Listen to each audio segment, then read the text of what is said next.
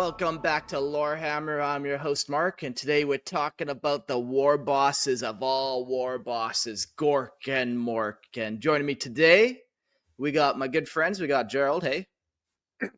Hello, you little homies. Who's ready for a good crumpet tonight? Fuck, Graka snuck back in here. Okay, we got Graka. Welcome. We also got Brody. Don't you mean the war boss, Bro Grokly? That's me. Bro Gorkly. Oh, right. Yes. I got all the orcs here. Great. They're multiplying by the minute. I'm sure I'll whip out many orc voices throughout this episode. It's going to be a fun one. Orc episodes are always the best. And like I said, we're talking about, the best and the meanest and the greenest orcs, Gork and Mork. So what could go wrong? Nothing.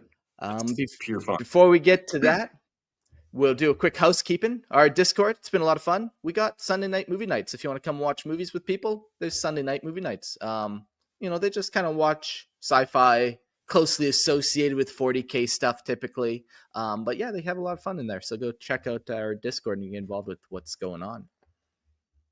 And if you'd like to support the show, please join our Patreon. Join the Imperial Tide because God Emperor Mark needs you to join. For $2.50 per month, you get ad-free versions of the show on Spotify, and for $5, you get access to the live stream, where you get to see our lovely faces and all of our orc voices. You get to see the orc voices. You get to see the orc voices in action. Whoa!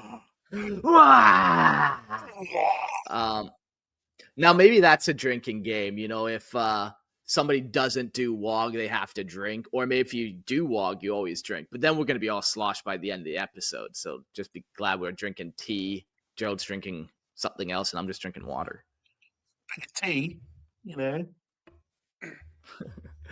Cool. Well, this episode, we got a fun one planned. We got a lot of speculation in this episode, I'm going to call it. I didn't have a lot of information to work with, but I had a lot of fun concepts I wanted to kind of build out and expand. Gork and Mork, they're chaos gods, or warp entities, we'll start off by calling them. And throughout this episode, we're going to kind of almost see where they're different from other gods, what makes them special. We're going to talk about their realm. We're going to theorize, do orcs have a sacred number, perhaps? Maybe their sacred mark, sacred color. What does their realm in the warp look like? I know that actually is a real thing, but, we're going to talk about a couple other things from demons that, what would they look like? That could be pretty cool to see some Gork and Mork demons. Maybe Tuska the demon killer is a demon of Gork and Mork, perhaps. But we'll get to that. Whole lot of cool and fun. Very speculative. Very like I said, we're doing a warp episode, and then we're doing an episode about Gork and Mork where they're not telling you much because they're busy fighting. Yeah. Let's start off this episode. And we'll start off with a little overview of who Gork and Mork, the green-skinned gods, are.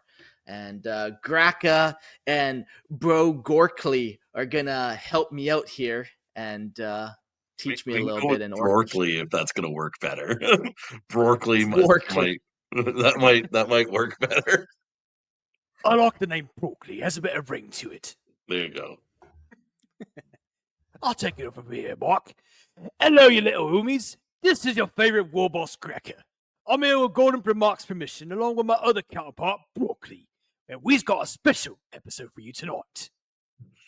War boss Brorkly and Graka here. We're going to talk about the bestest in the gods in the war. That's right. We're talking about the most brutally cunning, the most cunningly brutal. We're going to talk about Gork and Mork. Wah! Wah! Yeah, you guys are going to kill your voice. I'm glad I'm not doing a lot of orc voices this time. But it's fucking nice to listen to. This is Gork and Mork. Going to end. Gork and Mork are the twin gods of the orcs, embodying the raw power, brutality, and unstoppable momentum of the greenskin race. Though often mentioned together, orcs insist they are distinct. Gork is brutally cunning, striking with overwhelming force when least expected, while Mork is cunningly brutal, tricking foes before smashing them apart. Unlike the Chaos Gods, whose existence is tied to the warp, Gork and Mork are manifestations of Orks' collective belief, fueled by the sheer psychic energy of the WAAAGH. This makes them uniquely powerful, as their strength grows alongside the Ork race itself. Orks do not whisper their gods in a traditional sense, or worship, their gods in a traditional sense. Rather, they live in their image, constantly fighting, conquering, and growing stronger, all in the name of Gork and Mork. The influence Gork and Mork extends beyond mere superstition. Many Ork Weirdbear boys claim to receive visions of direct inspiration from them, channeling their divine energy to unleash devastating psychic attacks. Some Orks believe their gods exist in the Great Green, a mythical realm of endless battle where the greatest warriors continue to fight after death. The legendary Ork warboss Gazkil Magork Thraka is often called the prophet of Gork and Mork, claiming to receive divine guidance from them in his conquest of the galaxy. While scholars of the Imperium dismiss the Orks as mere Ork gods as mere superstition, the undeniable reality is that the Orks fight harder, grow stronger, and become nearly unstoppable when they believe Gork and Mork are watching. Whether they are true deities or simply an extension of Orks' will, their power is felt wherever WAAAGHs arise. And then a fun quote here from Warlord Killboss. A title and a title for a name. Very perfect. Sticks and stones break my bones, but Mork will kick your teeth in, you bugger. Yeah, turn those volumes down. Always warned of a quote before so people can turn it down, but fucking fun quote there. Yeah, Gork and Mork, or the Chaos, or not the Chaos Gods, they're just warp gods. But I will have one kind of quick thought about them in, we're going to learn about how they differ a lot, but one thing that kind of already differs is where the Chaos Gods are manifestations, particularly of emotions, Gork and Mork are manifestations of belief. And that will play out a lot through this episode, but that's a kind of key thing to keep in the back of your mind. An emotion and a belief is a very different thing, so what causes it and the outcomes kind of then change. Yeah, I think it's interesting that a lot of the emotion of the Orks, because it's not even belief, it's that because they already know that they exist. Like, it's kind of like that. Some mech boys already have mech things in their minds. Every Ork already knows that Gork and Mork exist. Yeah. Right? So it's not a belief thing. It is almost like a feeling, and yeah, it's definitely interesting to see how that is.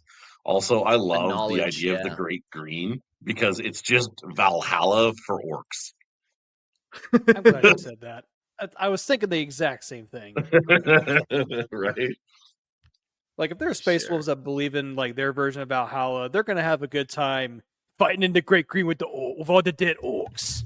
Yeah. Exactly. Yeah, like all the other Chaos Gods realms kind of suck, and you probably don't want to go there. We just did Slaanesh, and while it was fun walking through his excesses, and I fell many, many times, also, you don't want to do that every weekend. With Gork and Mork and the Great Green, you're just drinking and fighting, and then you recover the next day and do it again. It's a great time. I'm glad I was not on for that episode. Right? So we're going to unpack these gods a lot more. We're going to start with Gork, who is, pretty known for being brutally cunning, but I'll leave it up to everyone at the end of the episode. And definitely the Orks in the house can take it from here. They'll know more than me. All right, I think I'm gonna take over from here. Gork, brutally cunning. Oi, listen up, you gits. Gork, that's me. I's the one what gets things done by smashing them good and proper. I'm all about that brute strength and brutal cunning. If you think you're ever gonna outsmart me, well, you're in for a world of hurt. I'll hit them hard when they ain't even expecting it. Boom! You wouldn't know what hit you. I don't mess around with no fancy tricks. I just charge in, wreck 'em, and leave 'em laying on the floor. Ain't no use sitting around working out schemes. I'll smash fists, think later. I'm Gork, the big bruiser, and I ain't got time for the little things. When the war is in full swing, it's all about getting into fight and causing some pain. And the stronger the greenskins get, the more power I got. I ain't a god like them chaos gets. Nah, I'm something more. I'm the embodiment of destruction, and as long as Orks is smashing things, I get stronger and stronger. Cool. Gork Fucking is cool. one of the twin gods of the Orks. Let me, How long before Gerald loses his voice tonight? Place your bets, everybody. Yeah. I'm going with Gork, pretty quickly. you're probably right.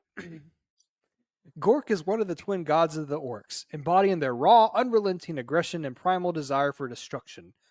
Orks describe Gork as brutally cunning, meaning he strikes with overwhelming, unstoppable force, but always with an instinctive awareness of how best to crush his enemies.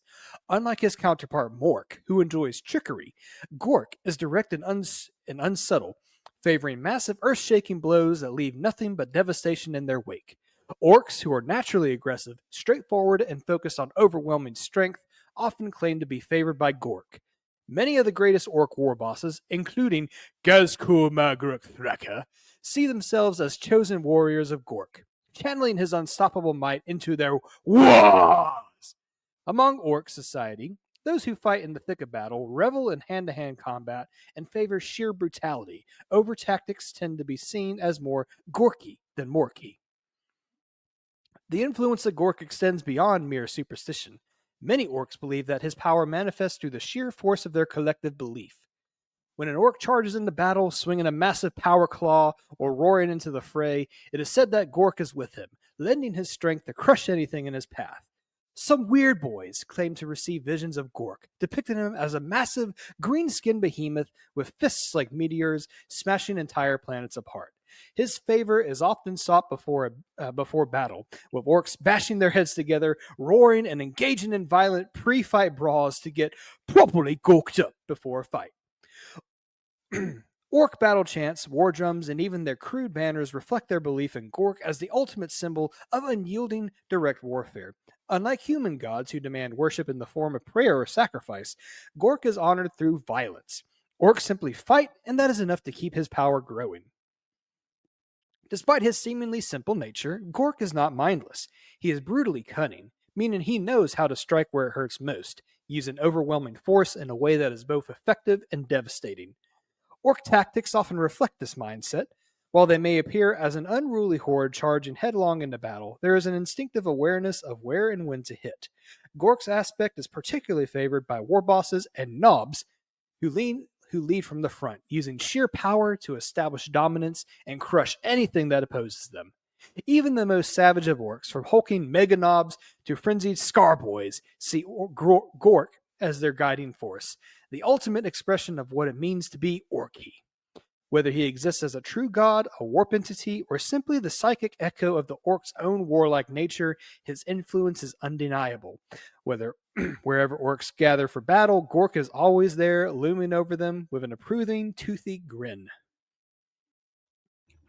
Hell yeah, brother. And I would like to take a one quick dip into Warhammer Fantasy, and that one of the rules for the Orks there is they make a prayer to, I think it's Gork, and you can ask him to stomp your enemies, and that is literally what he does. A giant foot just comes out and smashes the enemy's minis on the board. Yeah, I think they have a similar rule in 40K for that for sure.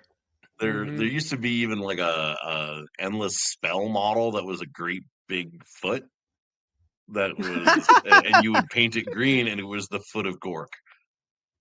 That's sweet. That's so I love cool. it. But yeah, so this episode we are gonna learn a lot, and honestly, the only real canon in this episode is in this line here. Everything else is take with a fucking grain of salt, especially for like the theory parts. But I'm going to read the line again that I think is the big takeaway, because it really explains him a lot. Whether he exists as a true god, a warp entity, or simply a psychic echo of all the orcs' own warlike nature, his influence is undeniable. Wherever the orcs gather for battle, Gork is always there, looming over them with an approving, toothy grin. Like, we don't know what Gork is. Gork might not even technically exist. The orcs think he exists, and the orcs gain more power from it. But, like, that's just orcs doing weird orc stuff. That's not a proven, like, science, you know? Okay, here's a real question. Has anybody ever seen Gork and Mork? That's Yeah. not an orc. Like, you know, yeah, that's not an orc, because we have Thraka, who's talked to Gork and Mork, who has visions of them and stuff, and has been told what to do. So they're definitely like, But is something that is definitely taught to Thraka. yeah? But like here's my thing. So we had gone through some of the other like chaos gods like Nurgle and Slaanesh and whatnot. Has anybody ever actually seen Nurgle? Can we prove Nurgle's real? Can we prove that real God is real? No, that's the whole thing, right? They're gods. They're unknowable. So Sure. it's kind of like there is. It's like talking with anything. Like, is God real? Is other God real? Is Gork real? Is Mork real? Like it's all subjective to the orc. Yeah. Lowercase g, uppercase G, don't matter really to them, ultimately. Yeah, Mhm. Yeah. exactly. I'd like to bring up a point that you made earlier, Brody, is you're talking about the orcs' power of belief. Now, they have this thing where whatever they believe gets willed into existence. And then, Okay, of course, we also know that anything from the warp is born of whatever emotions that we put into it. So what if it's just like the orcs' power of belief that birthed Gork and Mork into existence? Because remember, two gods are better than one, because one has to have another one to fight. And then it just creates that feedback loop of, okay, Gork and Mork are real now. They know because they believe they're real. And so it's just, it's a vicious cycle. Well, not a vicious cycle to them, but you know what I mean. yeah. A They delicious cycle love to the them. vicious cycle. Yeah. Yes. So Yeah, there's some even theories, perhaps, maybe not orcs, but some smart imperial scholar, he thinks maybe the old ones, the original corks that were made, could potentially be Gork and Mork that escaped into the warp or the webway, and then kind of leaked into the warp, or however that happened. But maybe they're corks. that would be very interesting because imagine the old ones basically being like we're about to die. All of our races that we've created are about to have some real issues. Let's maybe can they did they like create Gork and Mork, like take two of the best generals and put them in the warp and make them these entities and make them like everything else is kind of just as is, right? It just falls down the line. Yeah, like, no, yeah, maybe they made them like as part of it. Like, maybe they made the Eldar pantheon as well. They kind of almost fall in that same category of unknown of what they really are. Maybe they were created, or maybe they were just like the original Quarks, just like the Eldar were like the firstborn Eldari gods or whatever. The very old ones. But yeah, we don't know. So like I said, it's gonna be fun because we know Gork is brutally cunning, and we know Mork is cunningly brutal, and we don't know what they are. I'll take the theory one step further. Yeah. All right. This is kind of more tapping into older lore, but we know how originally the Primarchs were meant to just be just really good generals for the Imperium, like back in the Horus Heresy. What if it was just the best orcs or the best Krorks that just created it, that just were just so good, all these legends were just made around it, and that's what got morphed into Gork and Mork. Just like how if the Primarchs were meant to be just like the best generals, and then they got elevated to this demigod status. What's to say that can't be done for Gork and Mork? Yeah, and there's like a power in like mythology and storytelling and stuff, and then that story gets passed over. Countless generations of orc fungi just growing. The legend grows and gains more power each time it's spoken in reverence. There's some validation for you in your Rick Priestley interview. Wow, that was bad. Fix that in post, please. There you go. That's the other thing too. Like, they're fungi. Guess what? Fungi have mycelium. Mycelium growing everything, and it's just the interconnectivity through the warp. It's just a bunch of super mushrooms connected everywhere. It's all shrooms. It's all shrooms. You just find out that Warhammer 40K is just one bad shroom trip for somebody. Like, they're just yeah, it could be amazing. But now it's kind of like one of those things, right? You've heard about Gork and he's all brutally cunning. You want to talk about cunningly brutal now? What's the difference? Lay it on me. You thought Gork was the only one who knows how to deal pain, eh? Well, let me tell you, Mork's the real mastermind here. While Gork's busy bashing heads in, I'm the one that's got up behind you, plays tricks on your mind. It's that one who got you thinking you're safe, only to have me whack you upside the head when you least expect it. It's all about cunning, lad, and in my book it's better to be tricky and smash 'em from the shadows than just rush in all the time. You see, I gets 'em all riled up, let 'em think they's got the upper hand, and crack, I leave 'em in pieces. I ain't that good at smashing, that's Gork, but I'm good at outsmart or messing with the enemies and breaking them down in the way ain't never seen coming. The orcs know it too. When they believe in me, they get tricky and sneaky and deadly, just like me. And it's through all the fighting.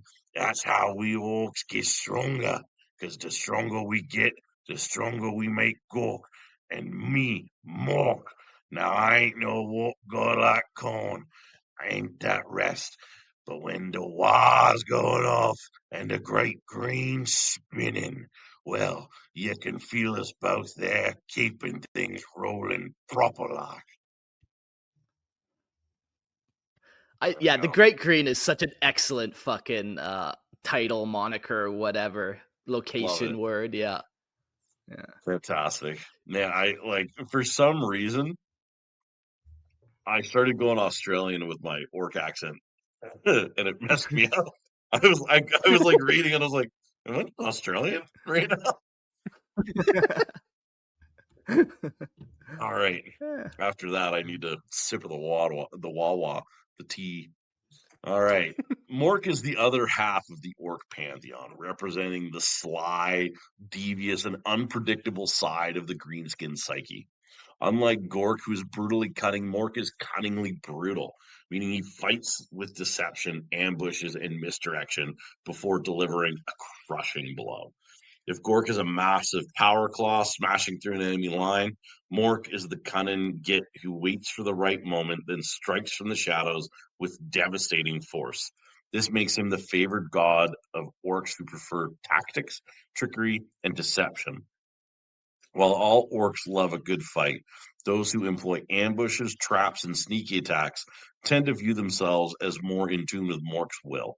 Commandos, freebooters, and particularly wily warbosses often claim to have Mork's favor, using their intelligence and unpredictability to outthink and outmaneuver their foes before smashing them into the dirt.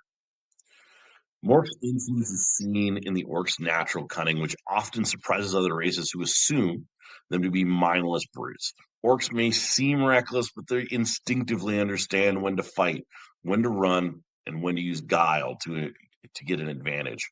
Mork's presence is especially strong among weird boys, whose strange, unpredictable psychic powers are often attributed to his mischievous nature. Some orcs believe that Mork enjoys watching the confusion of his enemies, delighting in the chaos caused by unexpected tactics and dirty tricks. Stories of Mork's feats describe him outwitting enemies in grand, ridiculous ways, like leading a rival warband into a canyon, collapsing the walls on them, then jumping down to stomp on the survivors. Perfect. While all orcs have an appreciation for destruction, Morky orcs understand that sometimes hitting an enemy when they least expect it is far more satisfying than a head-on charge.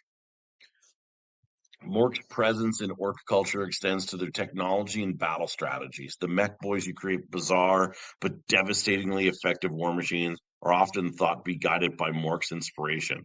The same applies to orc freebooters and flashgits, who use their cunning to get the best loot, biggest guns, and sneakiest advantages over their rivals. Even orc warbands led by overwhelmingly gorky warbosses still employ Mork's tactics when needed.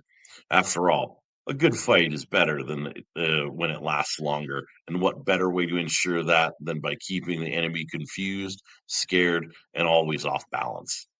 While Gork represents raw power, Mork represents the intelligence and strategy that allows orcs to be more than just mindless killers. Together, they form the perfect embodiment of the orc way of life, ensuring that no matter how orcs fight, brutally cunning or cunningly brutal, they are always victorious in the end. Wah! Wah! Wah. Wah! Wah. Wah. Yeah, For cool. some One's reason, about that's right. I was like, for some reason, I've always identified with Mork. Personally, I really like Mork. I was going to ask you to make me Mork in the episode, Mark. So thank you for that. I'm a big guy. Like most people, like Mark knows, he's met me in person and everything like that. He knows I'm a 6 foot 300 pounder. Like I'm a big guy, played football and rugby and everything like that. But I've always wanted to be a little sneaky guy. Always wanted to be a little sneaky guy. And I think Mork's just a little look at him sneaky on his guy. tiptoes over there. Exactly, That's so right? fun. So, but yeah, I've loved that idea of of commandos and freebooters and stuff like that. In every Warhammer book or Warhammer story that I've ever read where it involves commandos, it's my favorite of the orcs. Cool, yeah. Very Yeah, nice. it's Very it's nice. funny that that's kind of the vibe you get, because I get that often too. Like myself, when I'm picturing orcs, is that stealthy nature of Gork, or sorry, of Mork, and yeah, it's cool. You got all those commandos and stuff, but like I wonder how many of them are just using tactics and not even stealth at all. And everyone else is just like them sneaking around using their brain. You know, they almost look down a little bit by the other style of orcs, but whatever. It's making One me of think of that gif Go ahead there. from Emperor's New. It's making me think of that gif from Emperor's New Groove where Kronk is just like sneaking around the palace and then he just like backs himself up against the wall. He's like, "Ah," and then two dudes just walking by him, look at him, just shrug, and then walk away. Exactly. Yeah. So I was just reading recently Baneblade, the novel, and the orc war boss is he's dressed up as like a general, like a human general, and he has like lieutenants and everything, and it's all ambushes and using proper force for the enemy and everything like that, and like really very tactful. And I was like, but he's still huge. They explain how big he is, and he's supposed to be like 10 meters tall. Like he's supposed to be just crazy big guy, and this Yeah. little tiny general's hat on him, and he's just and he's got like a pipe, everything. And I just thought it was hilarious because he's very Morky because he's using tactics and he's using all of these ambush attacks to lure the humans in and then take all their tanks and everything like that. I just thought that was awesome, and I was like, so many manifestations of what Yes. Mork can be. Yeah. Yeah, it's funny. It's like, Orc war boss is like, use the anti-tank rounds on the tanks. And it's like all of a sudden they're like, wow, that's a brilliant Mork war boss. Just the smartest tactician around. No one's ever thought of this idea. Prophet of Mork. Yeah. They only have fragmentation rounds, but they believe that they're high explosive and armor piercing, so they are. They just, yeah. You got the anti-tank rounds, but that's a paperclip and a slingshot. I swear it's an anti-tank round. Boom! Yeah, exactly. Beautiful. Huh. Yeah, Gork and Mork, they're different but the same. They're two sides of the same coin. How else do you describe them being different?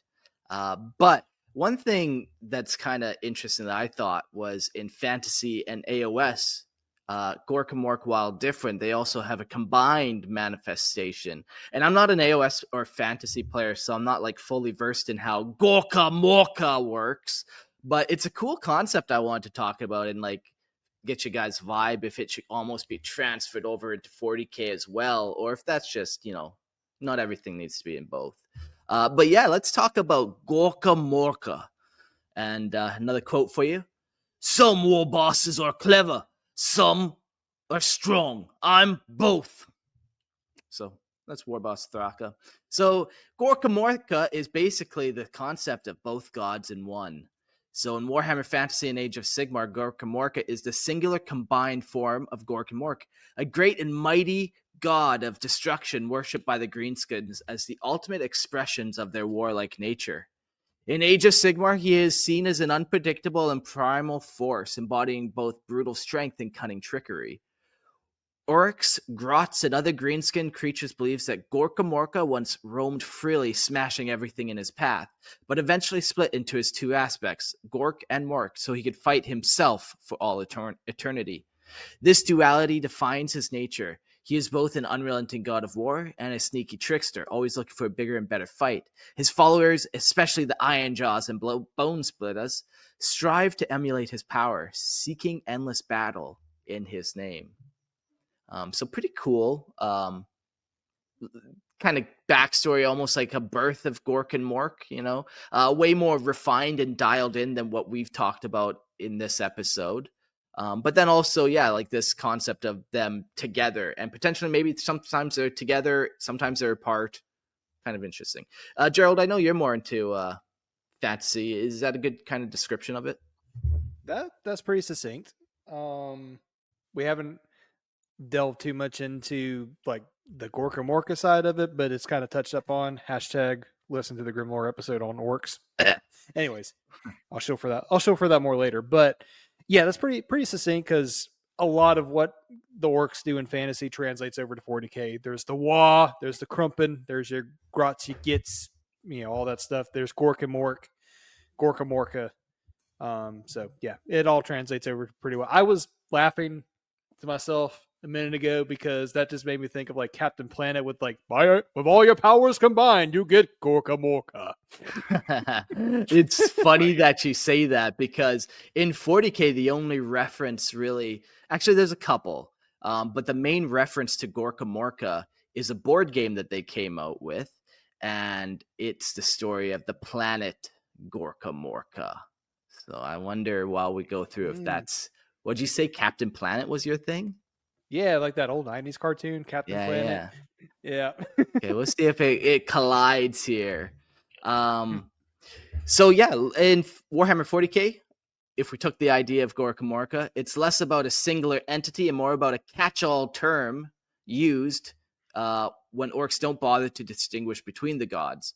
Some believe orcs in that moments of the great WAAAGH energy, Gork and Mork momentarily fuse into one, acting as a united force of war and destruction. Others see the term as just a convenient way to refer the gods without overthinking it. After all, too much thinking ain't very orky. While most orcs maintain the distinction between Gork's brutal cunning nature and Mork's cunning brutality, the term Gorka Morka sometimes refers to surfaces when discussing particularly massive WAAAGHs, legendary war bosses, and great battles that feel like the work of both gods at once. Some orcs even claim that When Gazkill Thraka fights, he channels the power of Gork and Mork itself, becoming their chosen vessel of destruction. So let's ask the old resident orc war bosses, Gork and Mork, what do you think of this idea and bringing it into 40k? Well, there's been a lot of mention of Gazkill Thraka, so I'm going to tell you what Warboss Cracker thinks. Gork and Mork, I like the sound of it. It's like me, but bigger, badder, and meaner. If you ask me, Gork and Mork's a big old war machine, and that's exactly what the orcs need. Get a big, ugly, stomping thing that does all the bashing and smashing for you, and what better way to do it than making it all Gork and Mork sized? I reckon Gork and Mork's just me, but it's all about being even more brutal, knocking stuff over, and crushing enemies underfoot. That's how we orcs roll, and Gork and Mork's the perfect way to keep the war rolling strong. Mm-hmm. Muted. Muted. Brody, you're muted. I was muted, wasn't I? Oh no. All right. I got me a few thoughts on Gork and Mork too. It's a clever idea, right? Get a big sneaky thing that works as a tool of trickery and distraction, all rolled into one. Gork's brute strength and my sneaky tricks all in one. Gork and Mork's got it all. And when it's out in the field, it's sure to confuse and crush the enemies. A big old trick and smasher machine. Brilliant, just the way I'd do it. Let 'em think they got the upper hand, and then bam, smash 'em good. Yeah, cool. So they kind of both like the idea. Anytime you approach an orc, I think with like, hey, here's a way to destroy more things. Are you on board? I think they typically like it.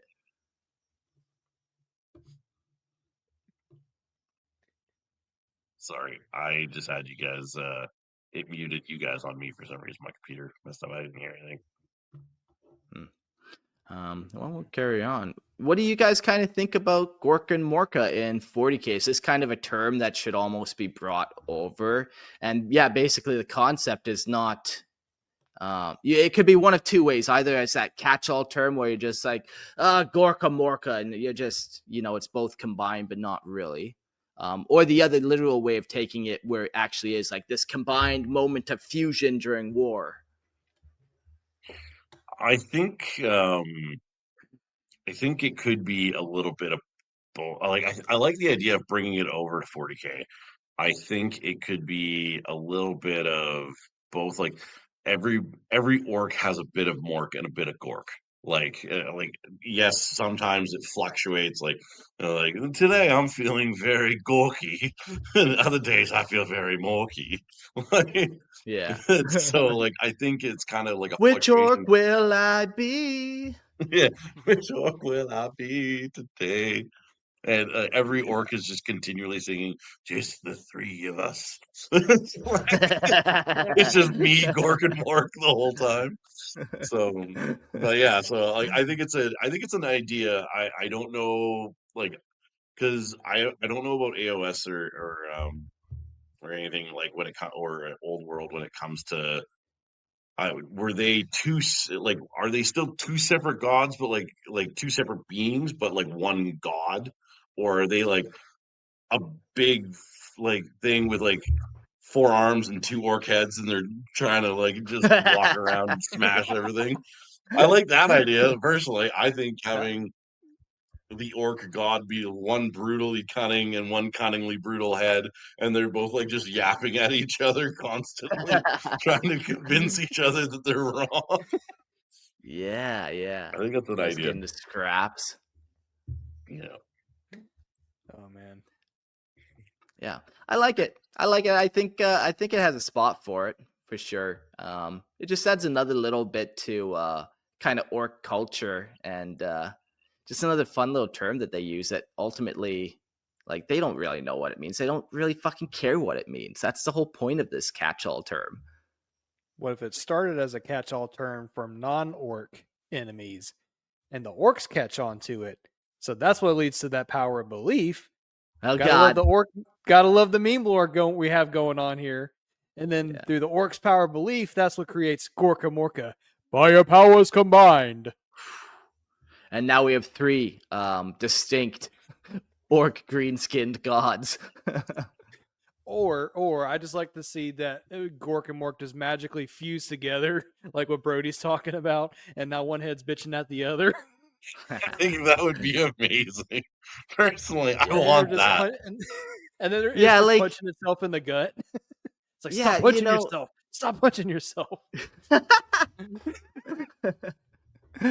Oh, that's so funny. Like if Gork and Mork are supposed to be representations of kind of the orcs' psyche, their belief, their emotions, a little bit of all of that. All orcs do is fight each other and take over their war boss position. Like it just, that would be the perfect kind of representation. You don't go to it like the thing about Gork and Mork, you don't go to it and pray for strength. You just go be strong. They're not that kind of god, so they can be busy fighting themselves all day long, and like that's their vibe, and that's what gives them power. That's what gives orcs inspiration. And that's why Gork and Mork is the best. Because why only believe in one god when that other god needs when one god needs another god to fight? Gork and Mork. Why have one when you can have 2? Love it. 2 gods for the price of 1. Get your gods here. Bring out your gods. Bring out your gods. Yeah. Oh, God. No, those are the Eldar gods you do that one for. Yeah, exactly. Yeah. So the one reference I could find, like I said, was the Gork and Mork board game and its expansions. It had 3 expansions from 1997. But basically, this game was based on the planet Angelus, and Angelus was a dead world and an ancient Necron tomb world that later became known for its orc population, or as later became known to its orc population as Gork and Mork. Named Angelus on the star charts of the Imperium of Man, the barren world was surveyed by the Adeptus Mechanicus exploration vessel Eternal Vigilance in 344 to 345 M35 when an orc-inhibited space hulk crashed into it, creating a massive canyon dubbed the Skid by the orcs and irradiating the landscape of the surrounding area. The affected area included a base station of the Imperial Survey Team, who had been investigating the planet's complex Necron-Tur pyramid structures and attempting to determine the reason for the apparent lack of any living organisms on the world, right down to the cellular level. This lack of a biosphere suggested that the world's biosphere had been eradicated by artificial means. The surviving orcs set about building new starships to leave the planet and rejoin their WAAAGH. Unfortunately, the orcs' rivalries broke out over which orc god the ship resembled, and the construction process slowed to dramatically as the 2 different Greenskinned religious factions fought for resources and territory. The vessel was eventually destroyed in the fighting. After the destruction of the great ship, both sides decided to band together and name the vessel Gork and Mork, meaning that it could look like either orc gods, Gork or Mork.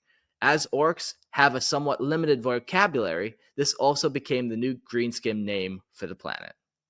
But yeah, that pretty much sums it up, like the gods fight, you name a ship after them, they fight and wreck the ship, and then they decide to band together and name the planets after the gods. It's a pretty classic story. I love it.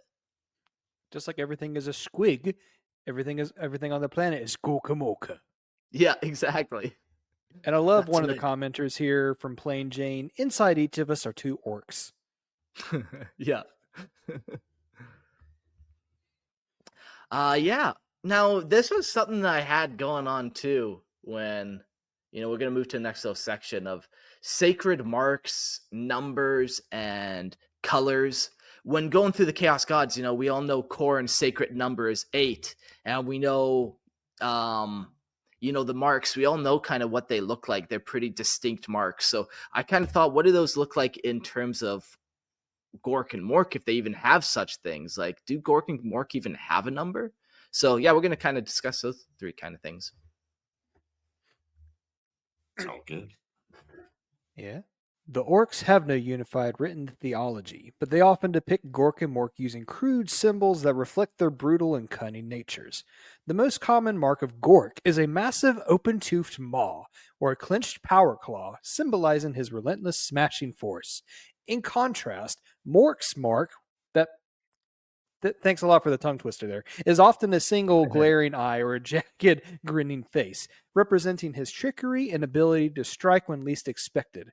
Ork glyphs sometimes feature twin, overlapping fists, one clenched tightly for Gork, the other one slightly open, as if ready to feint or swipe for Mork. These symbols appear on Ork banners, tattoos, and war machines, each warboss favoring the mark of the god they feel best represents their battle style. Some weird boys claim to receive visions of these marks glowing in the warp, proof that the Ork gods are watching over their endless WAAAGH.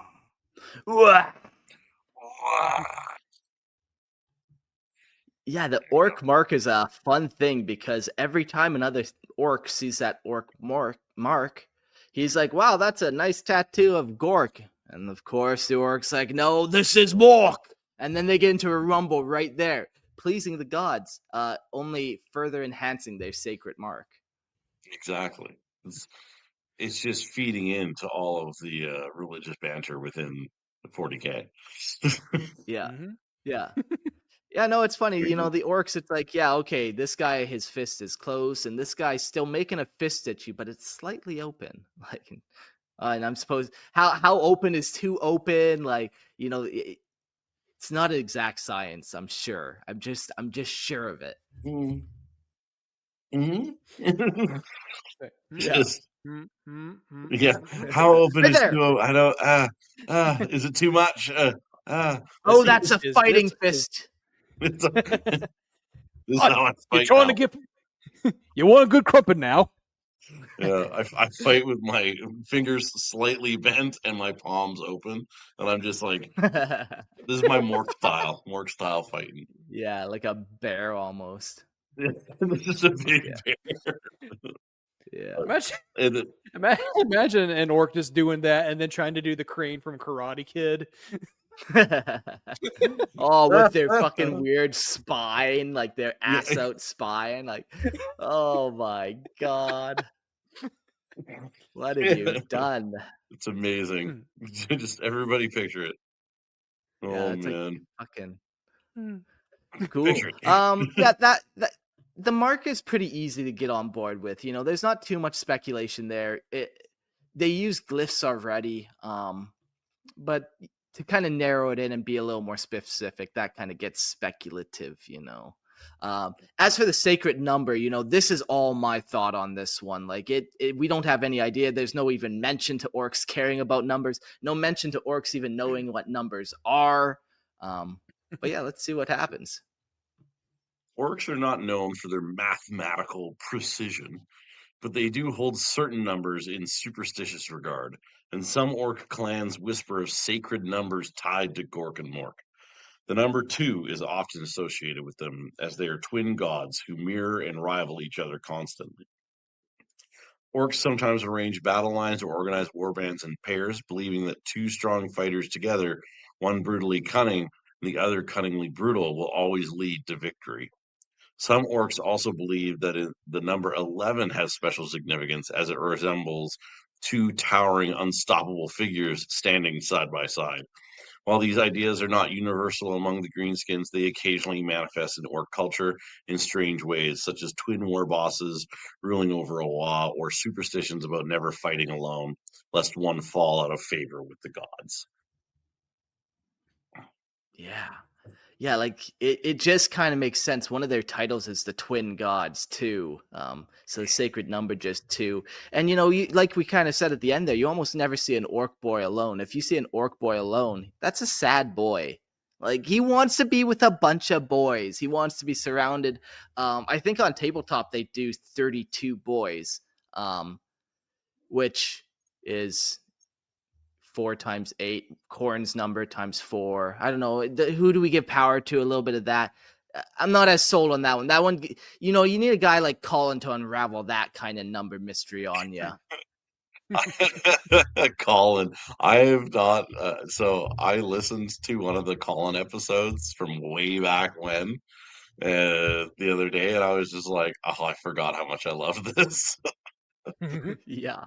I I'll have love to his reach out tangents to on him. numbers.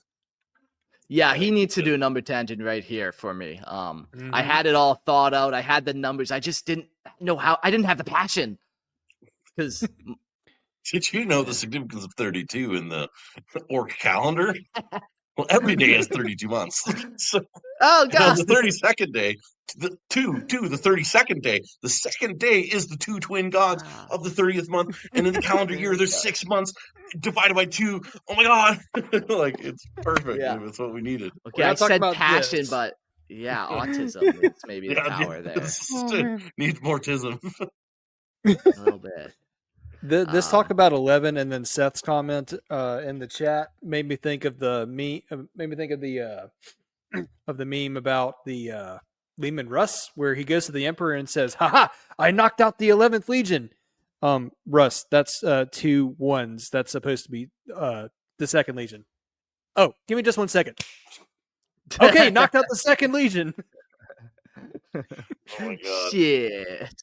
Love it.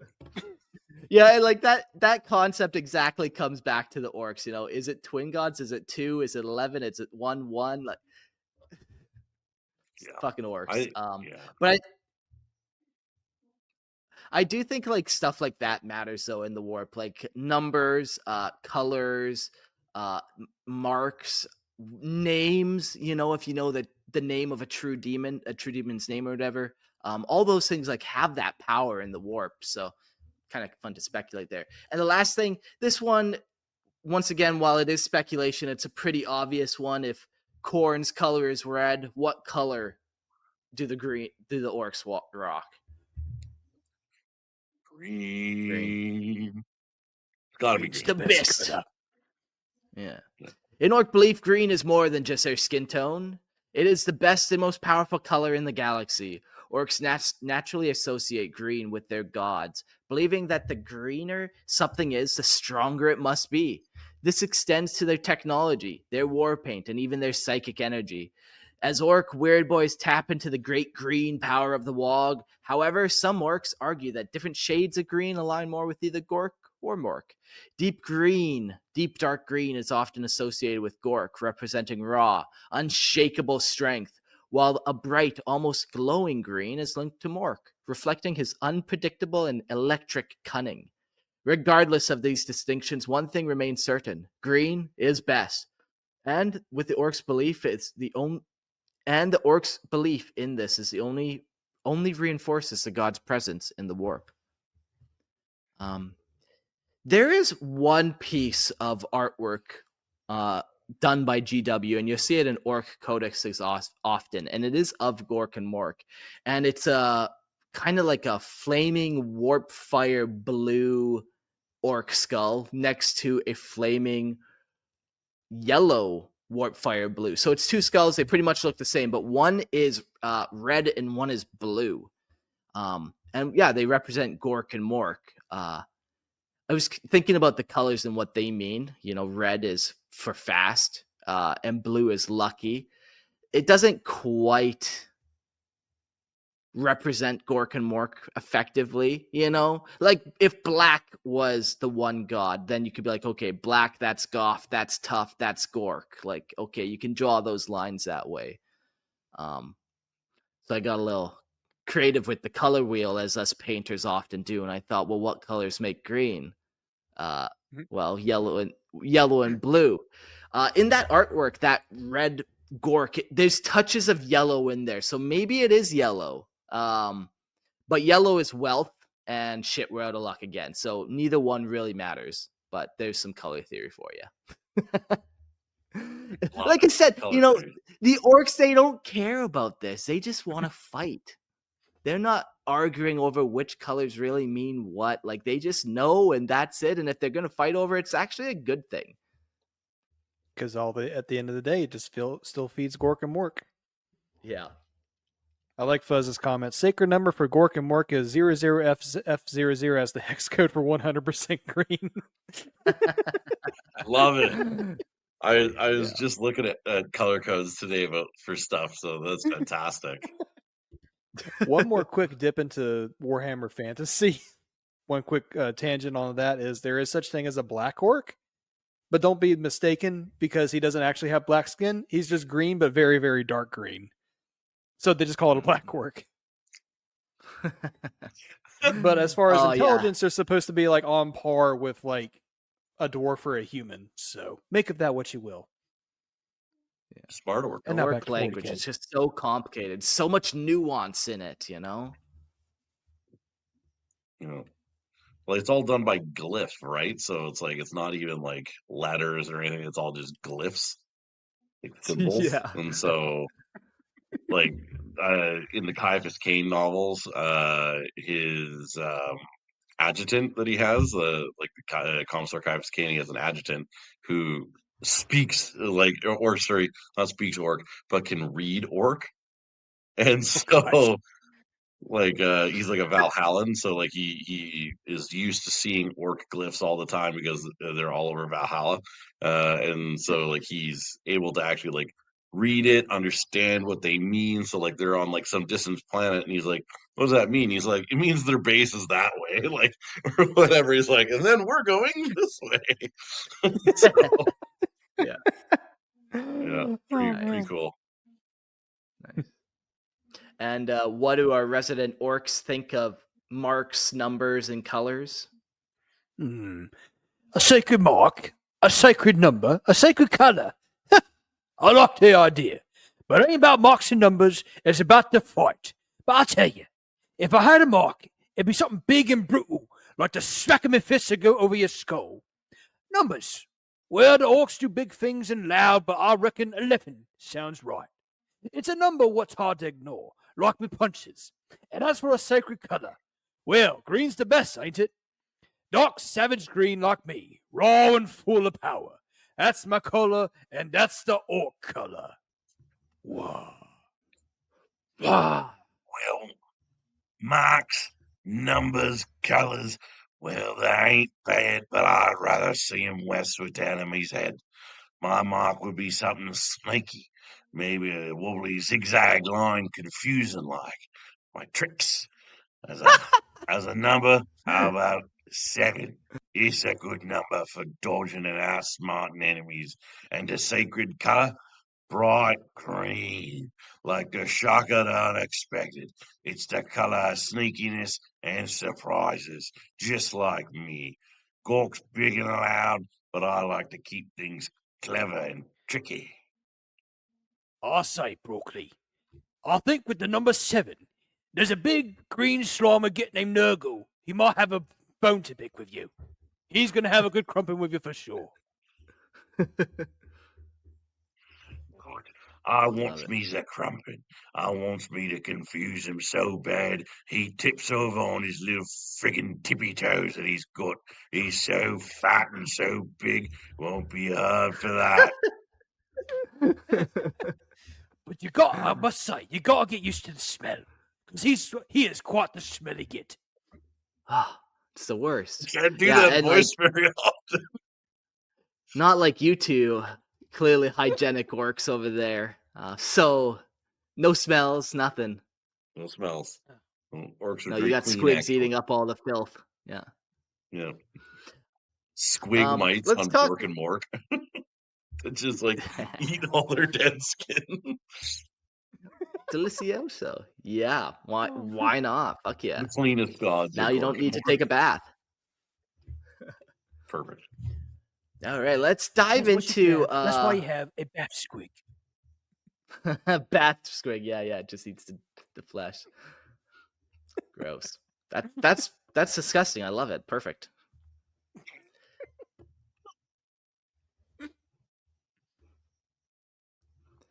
All right, let's dive into the Great Green, and maybe let's let the orcs describe this to us and see what it looks like. What do you when you close your green eyes? What do you picture?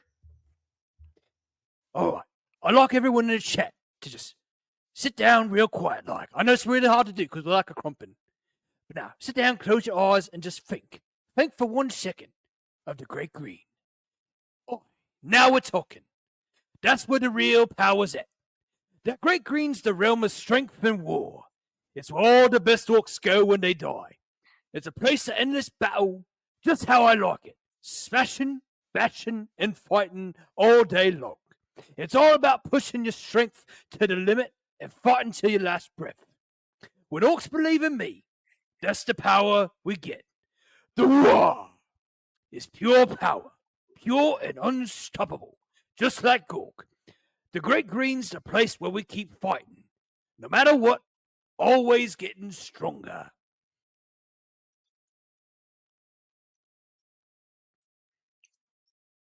The Great Green.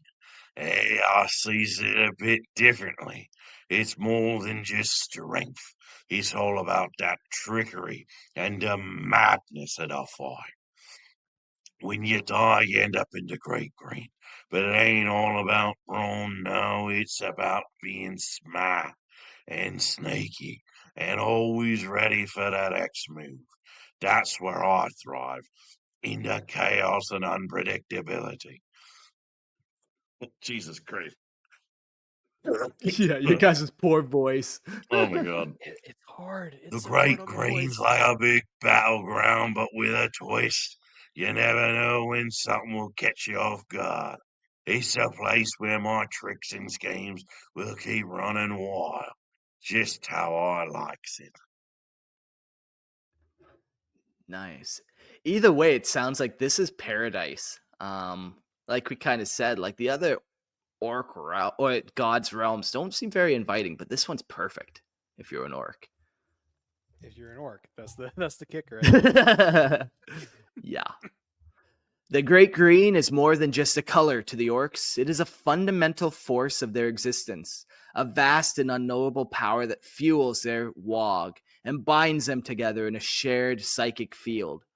Orcs do not question why green is the strongest color. They simply know it to be true, and their unwavering belief in this idea only strengthens it further. Some orc weird speak of the Great Green as some kind of cosmic presence, an endless rolling storm of raw WAAAGH energy that crackles through the warp. They claim that the orcs gather in large enough numbers, their collective thoughts and emotion form a ripple in reality, a vast growing tide of green that shapes fate itself. This could explain why orc weapons and vehicles, despite being seemingly cobbled together from scrap, function in ways that defy logic.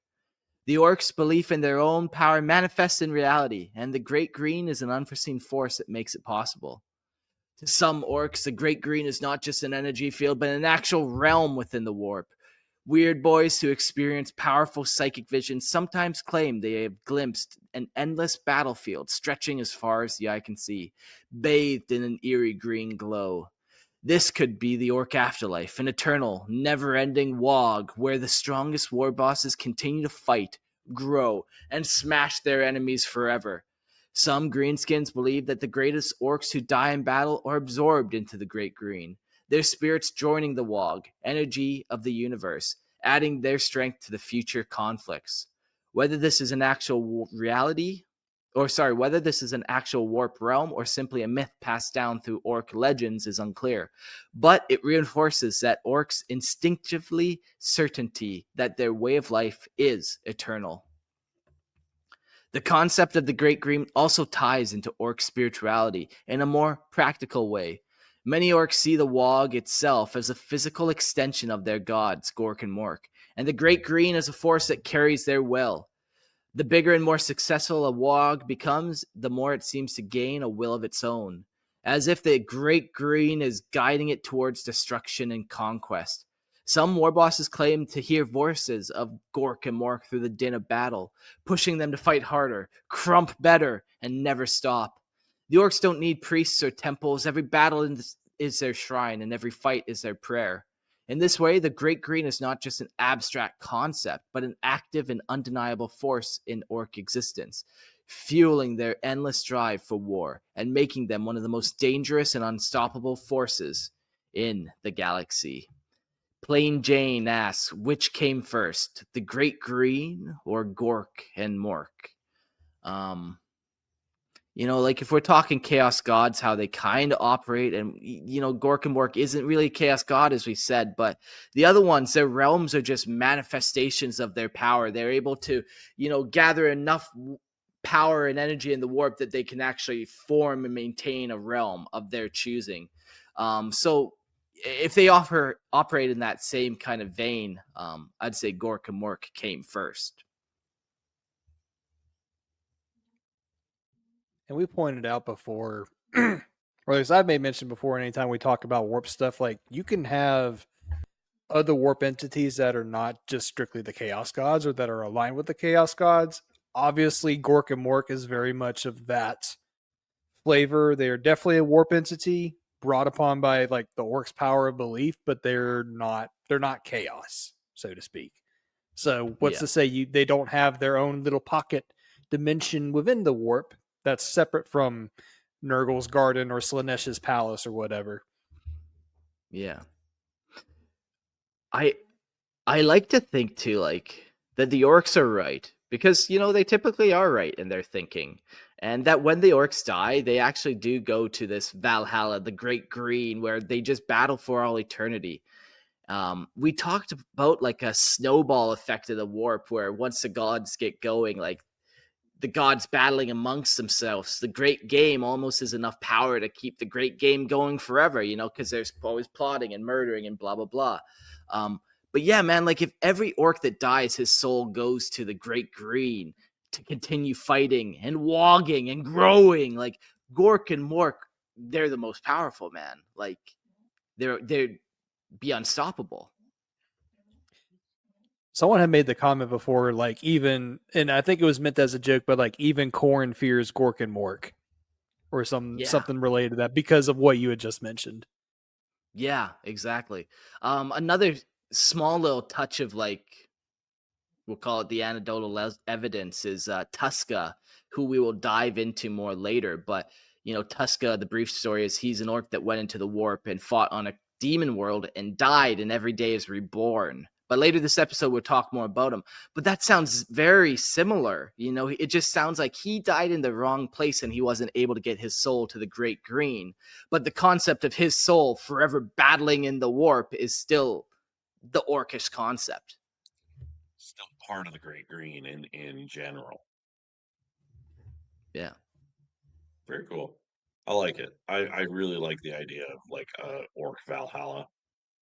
Now, if orcs have a Valhalla, who are the Valkyries? Do we got female squig orc riders like that are coming down and picking the best orcs? That'd be amazing. That would be great. Oh man. Oh boy. All right.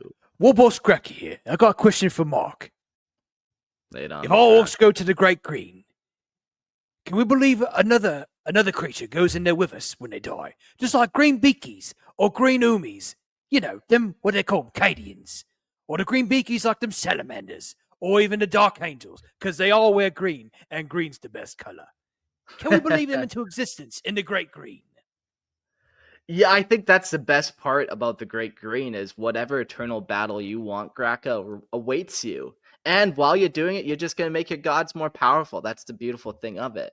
Now, are they actually salamanders and other green Astartes and Cadians? Yes, my sweet child, you can believe that. Perfect. It's your heaven. You have it your way. Fantastic. So many Kroot in the Great Green. I love that too. Yeah, that is kind of a fun idea. Like, okay, so what else could go to these realms? Like, how do you divvy out souls when everyone dies? Like, will Gork and Mork let the best warriors of other races, especially if they are green, into the Great Green? Or is that pretty much exclusively like Orc Valhalla? Do you guys see it kind of going any which way? I mean, personally is probably just an orc Valhalla, but I just thought that would be a fun question to bring up. Like, would anything green could anything green Yeah. be believed to go there? So, because Just that imagine like you reminds me. die as a Kroot and you just like wake up and you're like, oh my god, Yeah. just dies again, wakes up. Yeah. No, no. Not again, all eternity. Oh no! Right. Yeah, no, I think it's not. I think it's only orcs. Like orcs are very orc centric. You know, they're not allying with other races. They think every other race is beneath them. Green is best. You know, so going with that theme, I don't think they're letting other races into their heaven because they're not even worthy fights anyways. Like, oh great, this Kroot's here. Like this orc war boss is a better fight. That's my heaven. This reminds me of a meme. Now this is non-canon, completely non-canon, but still funny. Was a Acadian guardsman is ambushed by a bunch of orcs, so he drops his las rifle and goes, "Wait a minute, I'm green. I'm an orc. I'm an orc." And of course, the war boss is like, "No, you're not, it's bloody orc." But then all the other orcs behind him heard, "I'm an orc." It's like, "Oh, he's an orc. He's an orc. He's an orc." And then the war boss turns around, turns back to look at the guardsman. And then he's looking at another orc. It's like, "Oh, he's an orc. Let's go crumping." You're that guardsman. You're just like shaking. Oh my god. Oh my god. He lived 7 years as an undercover in orc society before he was finally able to escape and gain his freedom. And it would have been perfect, dude. Like because he says he's an orc, every orc pictures him as a different orc. So Yeah. and nobody can figure out who he is because he always looks different to everybody. So did you see that orc with the teeth necklace and the bandana? And they're like, no, I saw an orc with a a bandana of teeth and a necklace that was made of cloth. And they're like, oh, fine. Who are we gonna find? I'll How are we fight gonna you over find him? that. Yeah, Yeah, no, didn't. exactly. Oh Oh, man, man. amazing. Buzz says headcanon, if you're a good fighter and you die fighting orcs is his key kind of thing, you can go to the Great Green. So that's kind of a fun way to do it. Like, yeah. Yeah, I think like what Grimaldus had said about what about old Baelai, like Yarrick, he's got an orc claw. You know, Sure. I bet you there's a little bit of orc still left in that thing somewhere that's like bonded to his flesh almost. Yeah. Yeah, you know, maybe that would be the best example of if anyone ever made it to the Great Green, it would be him. The prophet of the WAAAGH is like, come on, do I get a +1 or what? That's why he's so keen on getting Angron. Yeah. Thraka's just standing there like, I'm not going in unless he can come with me. You're really gonna die over some mortal. Someone is. Right. Oh man. Perfect. All right. Let's jump now into how Gork and Mork kind of manifest themselves in, you know, worship or the WAAAGH or Weird Boys is another good manifestation. Just kind of their overall emotional mindset. You guys want to take away? How do you guys worship Gork and Mork? Sunday school? What'd they teach you? I ain't never heard of the Sunday school. I don't even know what worship is. Because the orcs don't need to worship me like some fancy god. They just need to smash and fight like I taught them. What they do is live like me. Hit hard, hit first, and leave no one standing. That's all I care about. Orcs don't need to kneel and sing my praises. Nah. They just gotta keep pushing the war. If they're fighting, breaking stuff, and getting stronger, then they're doing it right. I don't need worship. I need strength and power. And that's what the orcs bring me every single day. Nice. That's not how we do it with the warship. I like it better when the orcs just act like me. Cunning, tricky, and always finding a way to win. They don't have to bow down or make offerings. They just gotta be smart and crafty, just like I am. If they're messing with the enemy's head, pulling it off to sneaky moves and causing confusion, I'm a happy. Worship ain't needed. Just let 'em clever and brutal like me. Yeah. You know, words are meaningless is what I'm kind of gathering. You guys want to see action. You want them to walk the walk, punch the punch, drink the grog. Get them teefs. Yeah. It's all about Orks do not worship Gork and Mork in the same way the humans revere their gods with prayers, rituals, and temples. Instead, they honor their brutal deities through action, by fighting, crumping, and waging a WAAAGH across the galaxy. Every battle orc fight, every enemy they smash, and every cunning trick they pull off is an offering to Gork and Mork. Warbosses and knobs who embody the traits of their god, whether it be Gork's raw, unstoppable strength or Mork's sneaky, underhanded brutality, are often seen as favored by them. Orks do not need written down doctrine or holy text. They instinctually know what their gods want: more fighting, more smashing, and a never-ending search for the next great scrap. In this way, every WAAAGH is a living, rampaging act of devotion, proof that the orcs are fulfilling the will of their gods by simply being orcs.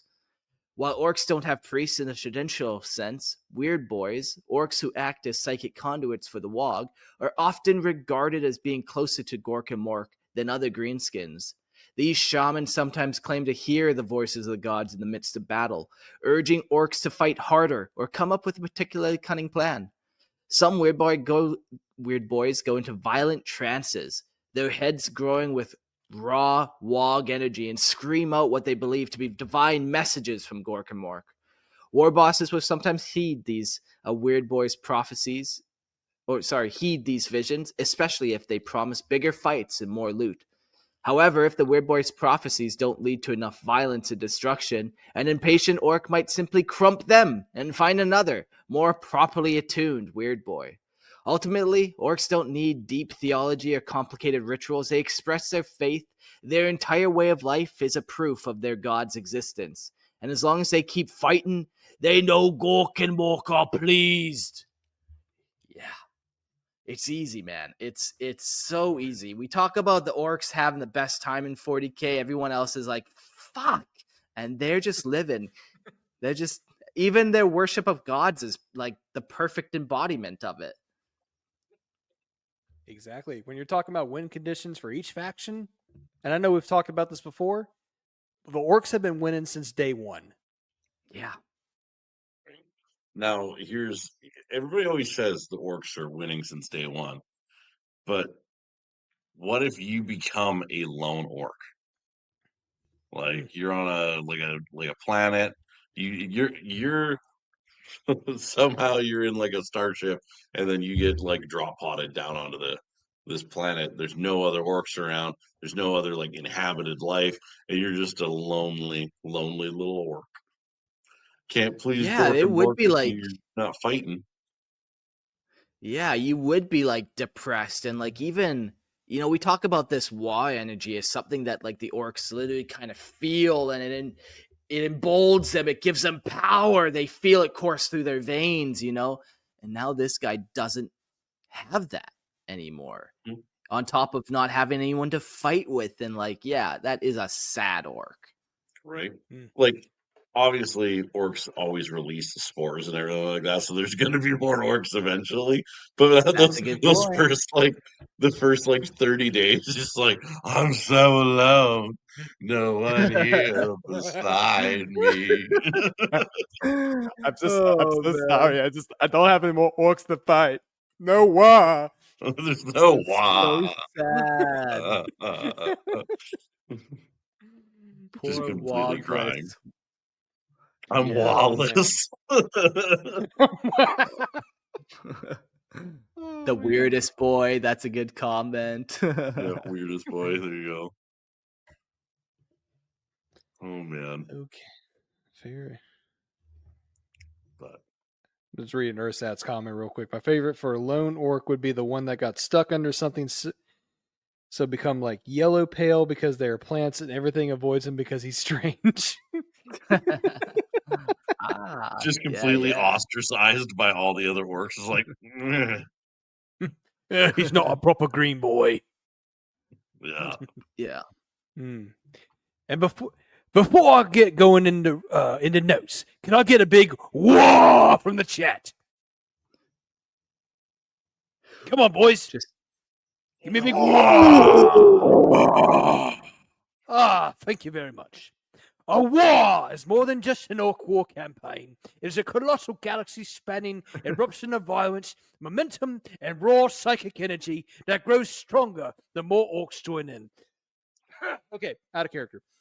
At its core, a war is driven by an orc war boss who has grown powerful enough to rally countless war bands under their banner, uniting them in an unstoppable tide of destruction. Orcs live for fighting, and when enough of them gather in one place, their collective belief fuels the war energy that makes them even stronger, faster, and harder to kill. Their technology works better, their weapons hit harder, and even the laws of physics seem to bend in their favor. A war isn't just a battle. It's a self-sustaining force of nature, a green tidal wave that engulfs entire star systems in endless war. The sheer scale of the war can vary from Whoa! I'm a couple behind, honestly. It's not good. The sheer scale can vary from a local planetary invasion to a sector-wide catastrophe that threatens the entire civilizations.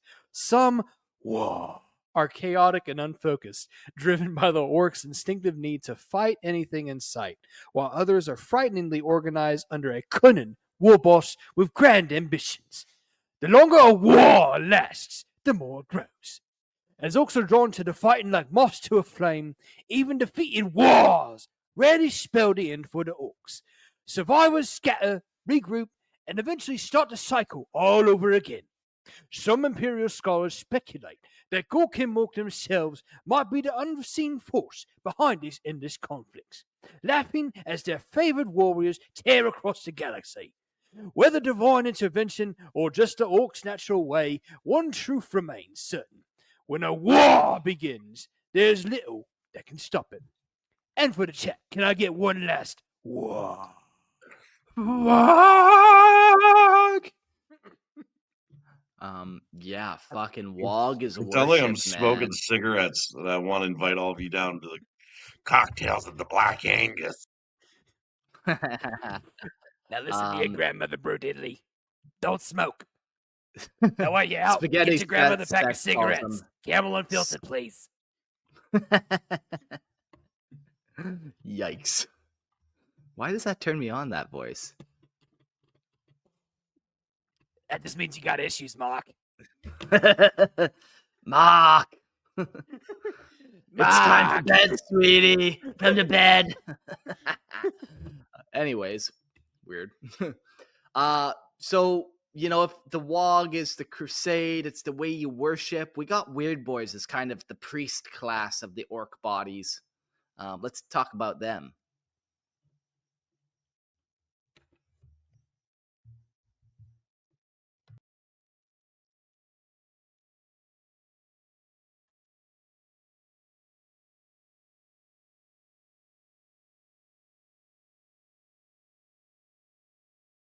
I think we lost Brody. Okay, well, that's what he was supposed to read, so I'll read his part. I set him up and everything. Well, Weird. Mark, you mute yourself. Wow, between the mute and the Brody drop, what are we up to here? I don't know, but it sounds like Gork and Mork's not pleased. Weird Boys are orc psychers who act as conduits for the WAAAGH, energy tapping directly into the warp through their intense psychic connection to the Great Green. Unlike human psychers who are often burdened by the perils of the warp, Weird Boys thrive within the chaotic currents, drawing power from the collective belief and emotional energy of the orc race. This connection to the warp is essential for them to perform their strange, often volatile psychic feats, such as causing explosions, summoning lightning, or creating destructive psychic waves that leave enemies in disarray. Their powers are a direct reflection of Gork and Mork's influence. Raw. Whoa, I just lost my spot. Gork and Mork's influence. Gork's raw, smashing strength flows through them as a brutal force of nature, while Mork's cunning and unpredictability manifests in their ability to deceive, outsmart, and outmaneuver. They're foes with unorthodox strategies. Weird boys may not fully understand the intricacies of their powers, but they instinctively channel the will of the gods through the WAAAGH, becoming living avatars of Gork and Mork's chaotic, destructive nature.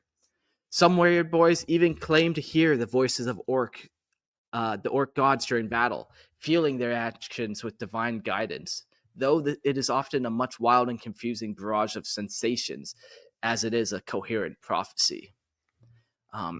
Man, I forget which episode it was, but probably around the 70 mark, we did Weird Boys and WAAAGH Energy, I think it was called. And it was a super fun episode on just like the orcs operate so differently in the way that they draw from it and the powers they can channel. And it was a really fun episode. I remember that one. It was very interesting to listen to, and like also seeing it in like different books and stuff, even on like tabletop. Very, very cool kind of idea of what that is for people, or for orcs. Yeah. Different orcs. Sorry I dropped out there, guys, as well. I don't know what happened. The computer just turned off and then turned back on again. So That's fine.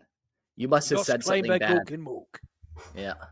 yeah, I was not proving myself to Gork and Mork, and they just decided the green energy was no longer going to, go into my computer. But orc emotions, though, because they've had the weird boys feel things. Got to have emotions to feel. Orcs are creatures driven by a constant, unrelenting surge of emotion, with rage and anger being at the forefront of their psyche. This boundless aggression is not just a part of their nature, it is a vital force that feeds the WAAAGH and the warp itself. This entire existence is defined by the need to fight, to destroy, and to be the strongest, which ties directly into Gork and Mork's domains. Gork, the brutal god of strength, is the embodiment of the orc's raw, untamed fury, and when orcs channel his rage, it becomes a weapon of incredible power, capable of leveling entire cities or smashing through the strongest of defenses. The more anger they feel, the more intense the WAAAGH becomes as it strengthens the psychic energy that flows through them. This psychic outburst feeds into the warp, where it is drawn by the orc gods, intensifying their presence and power, making their influence felt even more strongly throughout the galaxy. But rage is only one side of the orc psyche. Cunning and creativity are just as crucial to their existence, especially in the form of Mork's influence.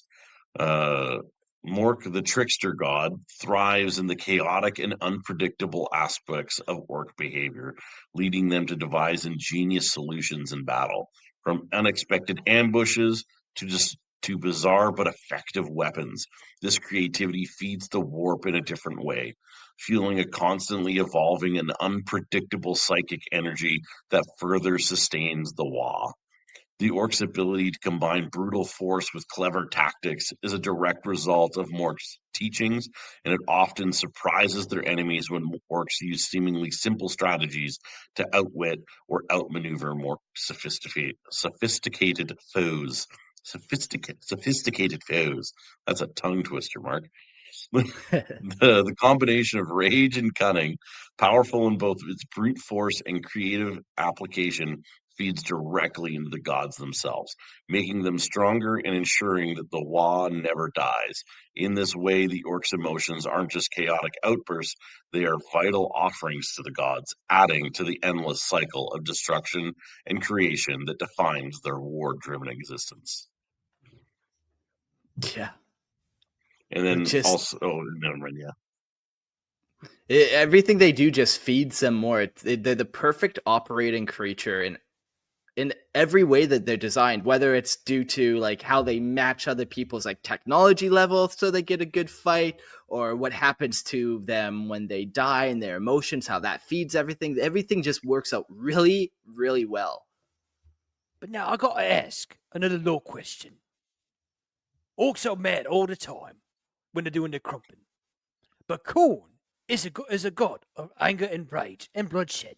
So who is it really feeding? Is it feeding Gork and Mork, or is it feeding corn? Or is it feeding both The at the answer is same time? both. Yeah, but let me say this. Do you think Gork and Mork are gonna take kindly to taking food out of their mouth? They're gonna fight corn over that energy.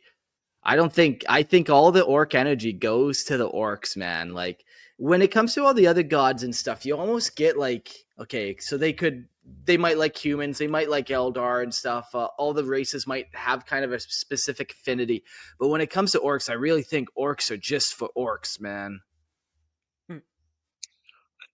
Now here's the like orc blood. Is it actually blood? Because they're just spores, right? It's just like is it? They're just fungi. Is it really blood? Does corn care from whence the fungi, liquid goes? Like, Yeah, like I don't it's know, right? is it blood or sap? And Yes, sap for the it's sap sap. god. That's a when different you're ripping them saying. apart, when you're ripping them apart in the first Space Marine game, it might as well be blood. So Sap for the sap gods. I love that. That's fantastic. Syrup for the Canadians. Perfect. Yeah, exactly. I need some of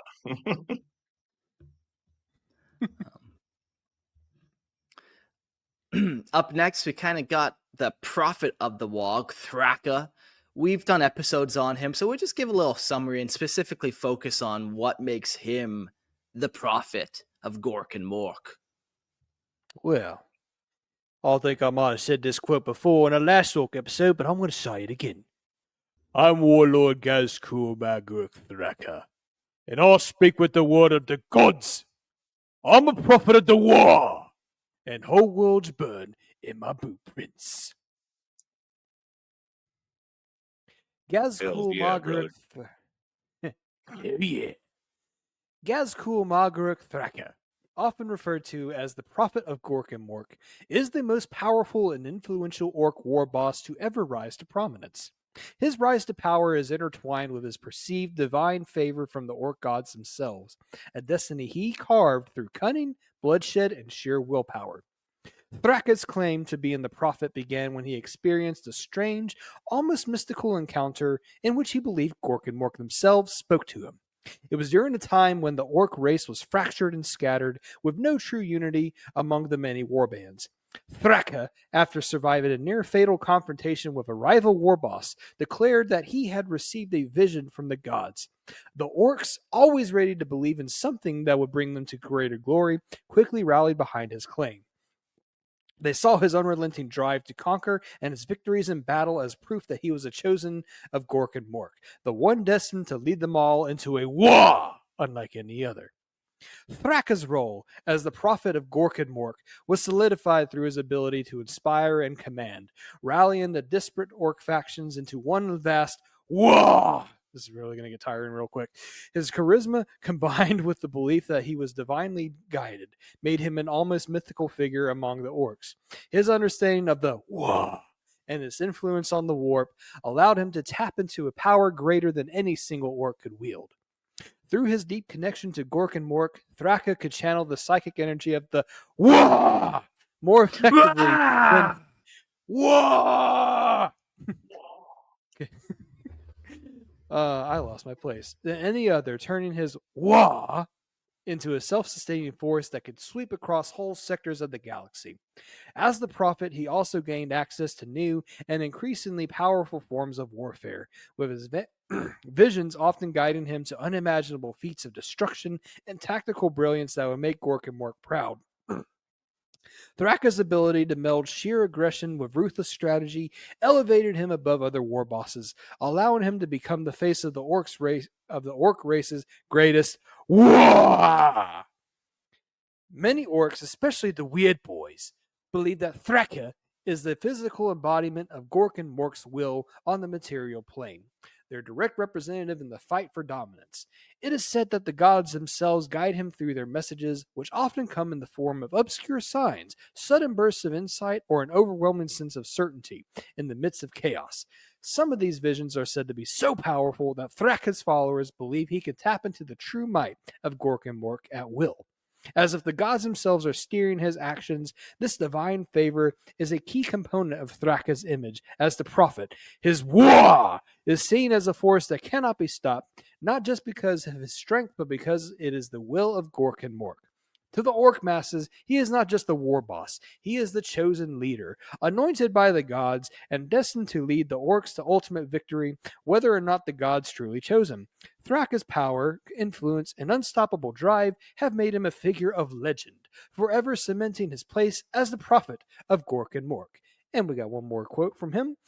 The great green hands hold on. The great green hands themselves have guided us here. You can join the war or get out of the way. Yeah. Love it. Um, That quote's fantastic. You can join the wall or get out of the way. yeah, yeah. How do we feel about I feel like there needs to be another prophet. Like, it's weird to me that Gork and Mork are both like blessing Thraka. You know, Thraka feels like he's very much like a brutal follower. You know, I feel like we need another character to come out and be more of that cunning kind of guy. You know, maybe Thraka is pretty cunning with all his tactics and stuff. He can wage large scale warfare and stuff like that, but he can do it, but I feel like he doesn't embody it to the same degree. And just, you know, with that constant conflict, you can't just have one war boss. He needs competition out there. You know, there has to be two at the leadership position, kind of fighting each other to see who's actually going to be the best. That is totally a missed Hero Hammer opportunity, GW. I'm disappointed in you. Yeah. Come on, give us more Who- heroes. Who is that? Who's the sneaky Snickrot or Yeah, Grotsnick. Grotsnick? Is that Mm. oh gosh, Commando War Boss. Yeah, Snickrot. Yeah. Snickrot the Stalker. He's a skilled orc commando who leads a company of orc special forces known as the Red Skull Commandos. But like something like that, like having a commando war boss that like is Mork's favored son and Gork is Thraka's favored, like Thraka is Gork's favored son, kind of thing. I think that would be interesting, having kind of like a dichotomy of the two, but they're always kind of working against each other, so they can never have one great big green wall. Yeah, no, exactly. Yeah, but Isn't they're there a okay grot with that.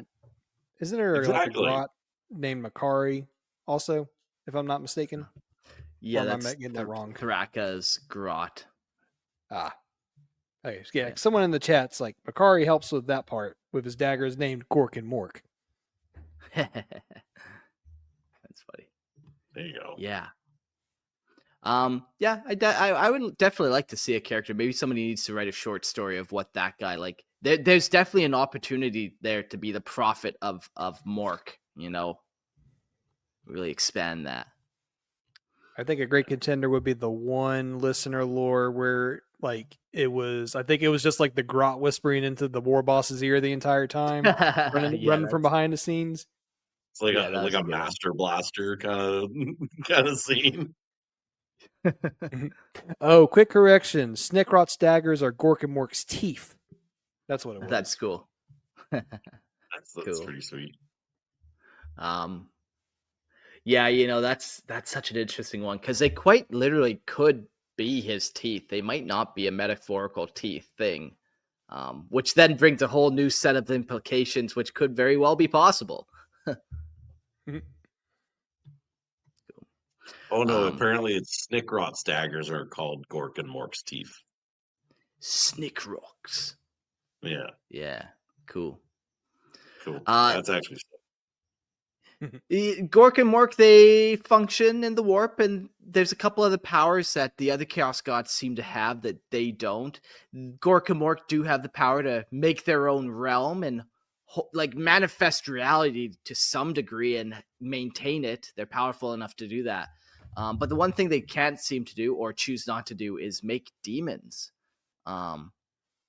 Which could be interesting. Gork and Mork demons. What would those look like? We got the little section of reading, and then we'll talk about that kind of concept.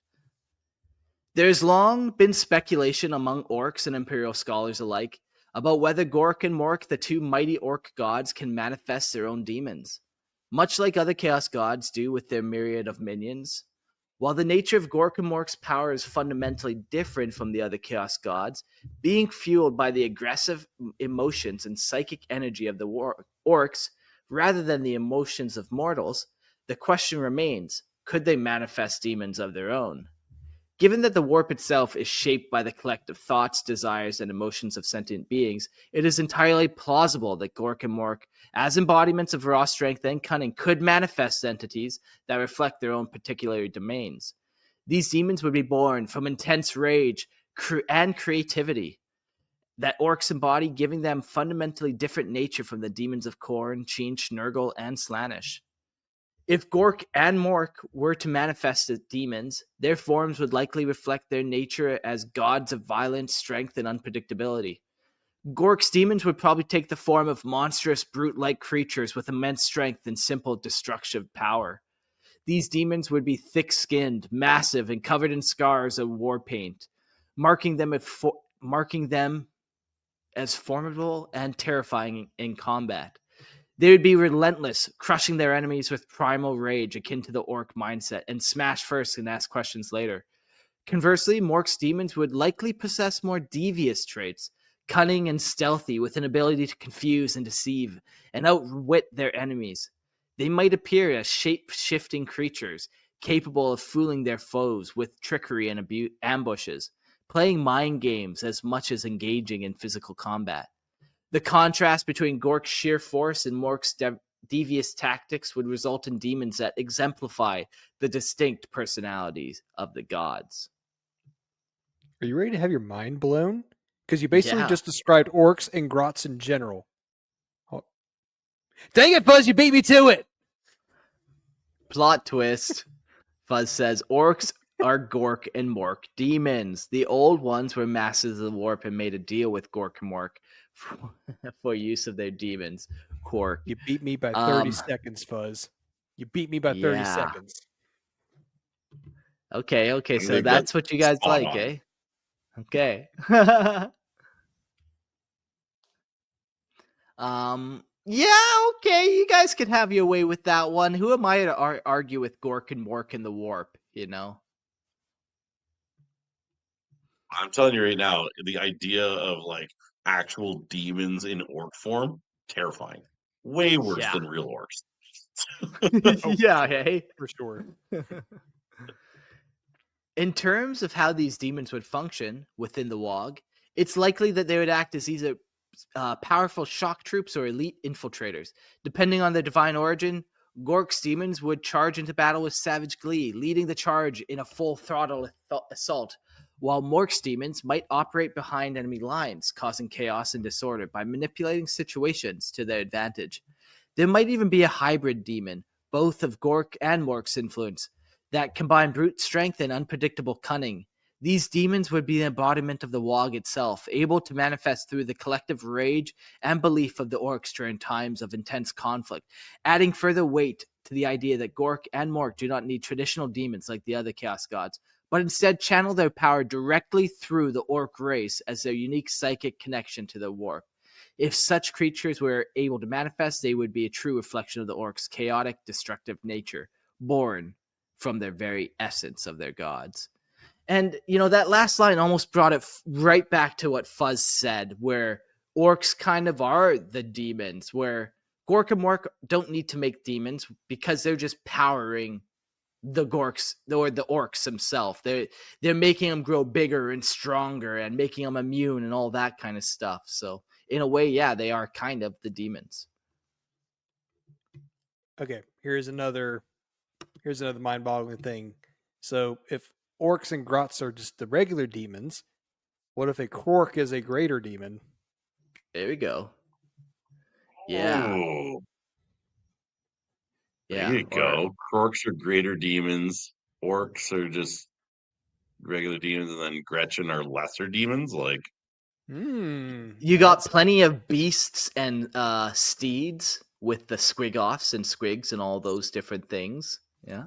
I think they should just have like the Codex Chaos Demons also works. Orc There we go. edition. Every codex is an orc codex, if you believe hard Exactly. Perfect. Yeah. Yeah, I like the thought of the different forms where one is like, it's so clear, one's a hulking brute demon and the other one's like this shifting, like you try to slice through it and you never quite can make contact with it, where the other one is just like it's gonna wrestle you to the ground and pin ya. Mm-hmm. That's Plus an idea. takes this one step further. The beast was a demon prime work. Oh I god. like this. I like where this is going. It's so deep, yes. Yeah. So deep. Or or it was the beast, demon prince or whatever. Gork and Mork's demon prince. Oh, a demon prince. Yeah, there you go. Ah. So deep, so Does deep. that make Gazgul a demon prince? On his way, I think. He's favored for sure. He's like the Abaddon, he's got all the marks ready. He's just need that one more little piece of the puzzle. Yeah, I like that idea. And what do our resident orcs think of demons and Gork and Mork? Demons? Yeah, I reckon I could have me a few. If Gork has demons, they'd be big, tough, and ugly, like the kind of beasts that don't stop hitting till everything's flat. Big as mountains, stomping around, smashing anything in their path. They'd be raw power, just like me. No tricks, no fancy stuff, just pure, unrelenting strength. When orcs call on me in the heat of battle, them demons would come crashing down, breaking everything in sight, leaving nothing but rubble behind. A real war machine in flesh. That's Gork's way, mate. Oh, demons, huh? Well, if I had demons, they'd be sneaky, tricky little blighters. They wouldn't be big and clumsy like Gorks. Mine be all about messing with your mind, making you think one thing, then bam, they hit you where it is. Maybe they'd be shapeshifters, tricking and confusing the enemy, playing mind games before showing their true selves. My demons wouldn't just fight, they'd make you doubt your every move. Wouldn't that be a good laugh? Real cunning, just like me. Well, I'll take offense to that. You trying to have yourself a crumpet now?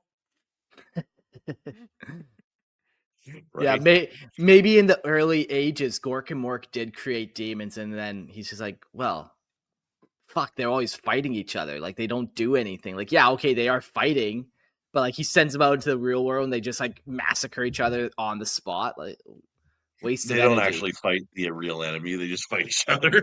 Yeah, exactly. And Gork and Mork is just like, well, that's just straight up a waste of energy at this point. Yeah. Okay, so new plan. Wait till they come closer and then spawn in the demons. Oh wait, they're still fighting each other, and they're dead. Okay, never mind. Ah, Damn it. Okay. Damn it! We were so close.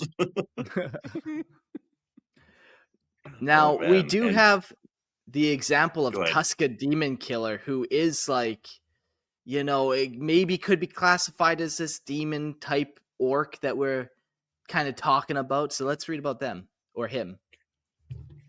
Yeah, absolutely. Tuska the Demon Killer is one of the most legendary figures in orc history, a war boss whose feats of brutality and violence have become the stuff of orc myth. Known as the Demon Killer, Tuska earned his first fearsome title through his unstoppable crusade against the forces of chaos, specifically the demons that infest the warp. His story began during a WAAAGH where Tuska's warband encountered a demon prince and his horde of chaos worshippers. Rather than fleeing or retreating, as many might have expected from a less ferocious war boss, Tuska charged headlong into the fray with his massive axe, cleaving through the demons with a fury that seemed to channel the wrath of Gork and Mork themselves. His obsession with killing demons became legendary, and every battle he fought saw him grow bolder and more destructive, cutting down the twisted creatures of the warp with ever increasing savagery. To the Orks, this was a sign that Tuska was blessed by Gork and Mork, given the strength and determination to battle even the most otherworldly of foes. The myth of Tuska the Demon Killer spread far and wide across the galaxy, with Orks from all corners of the Imperium flocking to join his WAAAGH. Many Orks, driven by the desire to fight chaos and prove their worth, were drawn to Tuska's banner, eager to participate in his brutal crusade. His WAAAGH became a rallying cry for Orks who saw the demons of chaos as the ultimate enemy to crush. Tuska's warband would march across battlefields with a single goal: to kill as many demons as possible. His reputation grew with each victory, and his unstoppable nature made him nearly a figure of legend. In Ork culture, the notion of fighting and killing demons became a badge of honor, a display of true power, and Tuska stood as the prime example of an Ork who had achieved the impossible. His WAAAGH was considered a divine mission by many Orks, who saw him as the chosen one to rid the galaxy of the corruption of chaos. However, like many Ork legends, the fate of Tuska is a mix of triumph and tragedy. His last known battle saw him face off against an entire Chaos warband led by a greater demon, an epic confrontation that seemed destined to end in the demon killer's death. In the thick of the battle, with his warband locked in a vicious struggle, Tuska was seemingly swallowed by the forces of chaos. To this day, Ork warbands still search for Tuska, believing that he may have been consumed by the warp, only to return stronger than ever. Some say that Gork and Mork themselves are keeping him in the warp, preparing him for a future WAAAGH against chaos itself, while others whisper that Tuska's fate was sealed the moment he took on the very essence of chaos itself. Regardless of what happened to him, the legend of Tuska the Demon Killer remains a powerful symbol of Ork strength, a reminder that even the most terrifying foes can be vanquished in the name of Gork and Mork. So sick. I love the idea of Tuska the Demon Killer. Yeah, such a cool concept. I always picture him as red. Do you as well? Kind of like I imagine. So in my brain, I imagine him being green, but painted red or like other colors with symbols that he thinks help him fight demons. Oh, that's kind of cool. Almost like Grey Knight runes and markings and stuff like that, but Yeah, orcified. Yeah, orcified okay. like Grey Knight runes, and then like his weapons that he imbues, like he has his weird boys imbue with power from Gork and Mork to help kill demons and stuff, almost like Yeah. sanctifying ammunition and stuff. Like I think that idea of like him being like this like almost holy orc is amazing. That is a fucking great idea, man. I love that. I think that if I was ever going to do orcs, I think I would do like a Tuska demon killer warband. I think that would be sick. Yeah. Well, they take that shit seriously. Like, they're not just like, we like fighting demons. They're a good fight. They're like, we're going to vanquish the demons. We're going to strip them of their power. They're going to be no more when we're done with them. It's like, maybe not personal, but it's like complete destruction. But they also said like he was there to rid the galaxy of chaos's corruption. So he is really on like an orcish crusade to Yeah. get rid of them. It's almost like he doesn't find joy in killing demons. He just hates them so much that he needs to kill them. Yeah. I Yeah, like it. such a cool fucking character for sure. Now he is like tied to Korn now at this point. Like it's a weird one. Is he a servant of Korn? Korn's the one who keeps resurrecting him and bringing him back. Does he still have his kind of own say over his soul? I don't know. I don't know, man. Maybe. When you involve the chaos and the warp and a lot of stuff, there ain't Probably much not. saving. But all this talk about Tuska reminds me of a short story. I walked off to grab. This was the book that got me into the hobby, believe it or not. And this is an anthology that came out for 9th edition. And there's an orc short story called "Where There's the Warp, There's the Way." And it stars not Tuska, but Uftak Blackhawk. I think he's a pretty popular orc character. I've heard his name before in other orc stories. But let me see here. Basically, he's having a little infighting with another war boss, and then, spoiler alert, he gets his head cut off by a pain boy and attaches it to a bigger orc body, so he can rematch his rival war boss. And then at the very end, they take the ship into the warp. And then I'm just going to read like the last couple of paragraphs. "All right, lads," Uptack barked, laying about him. The boys hadn't coped well with the cataclysmic warm diffusion, or whatever it was, the boffin had shed. And most of them were still on their backs or counting their fingers to see if they still had the same amount, which was causing some problems in Defro's case, as he couldn't now remember how many he had started with. A few knocks with the haft end of the hammer got them back into it. However, "The entertainment is coming. Up you gets!" The other massive door slammed back, and something made of blood and steel and endless hunger squirmed in, all sharp teeth and barbed tongues and glistening black talons that reached out hungrily for flesh. Uftak grinned at it. Time to see what his new body could do. "On me, lads. 1, 2, 3. Wah!" Wow! Deliberately going into the warp without a Geller field just so they can crump some demons. Yeah, fucking Amazing. tight. So tight. They're just counting their fingers. They're like, "Oh, things are happening." Oh. Wait, how many did I have? How many did I start with? I need a weird boy for my weird boy. Right? Yeah. Rick, man, that's so sweet. But yeah, I love the idea of like the chaos, like fighting orcs fighting chaos and like demon killer orcs, like so sick. Yeah. So sick. I love that.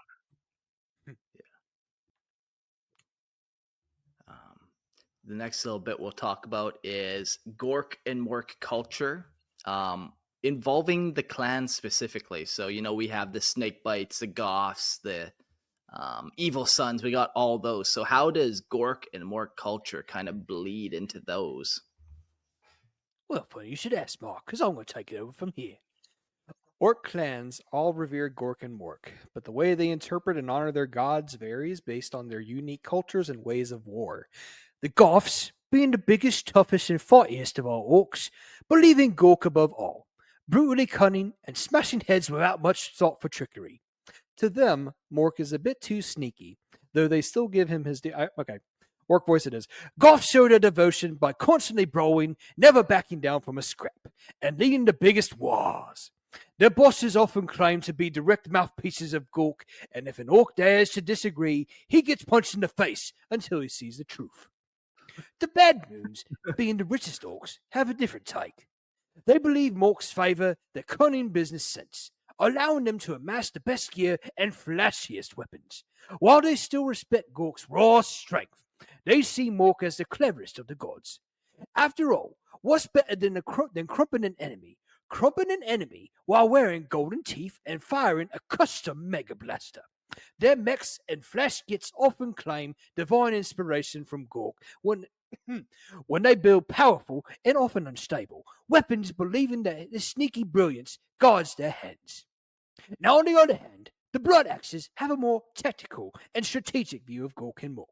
They argue that Mork is actually the sneakier and smarter of the two, favoring their use of ambushes, planning, and even, sacrilegiously, working alongside non-orcs. Blasphemy! Some blood axes even wear camouflage and conduct battlefield maneuvers inspired by Umi armies, believing Mork approves of their trickery. The evil sons, obsessed with speed, think Gork and Mork are always in motion, favoring those who never stop moving and fight at the fastest pace possible. The Death Skulls, notorious looters, claim Mork smiles upon their thievery, blessing them with lucky blue war paint.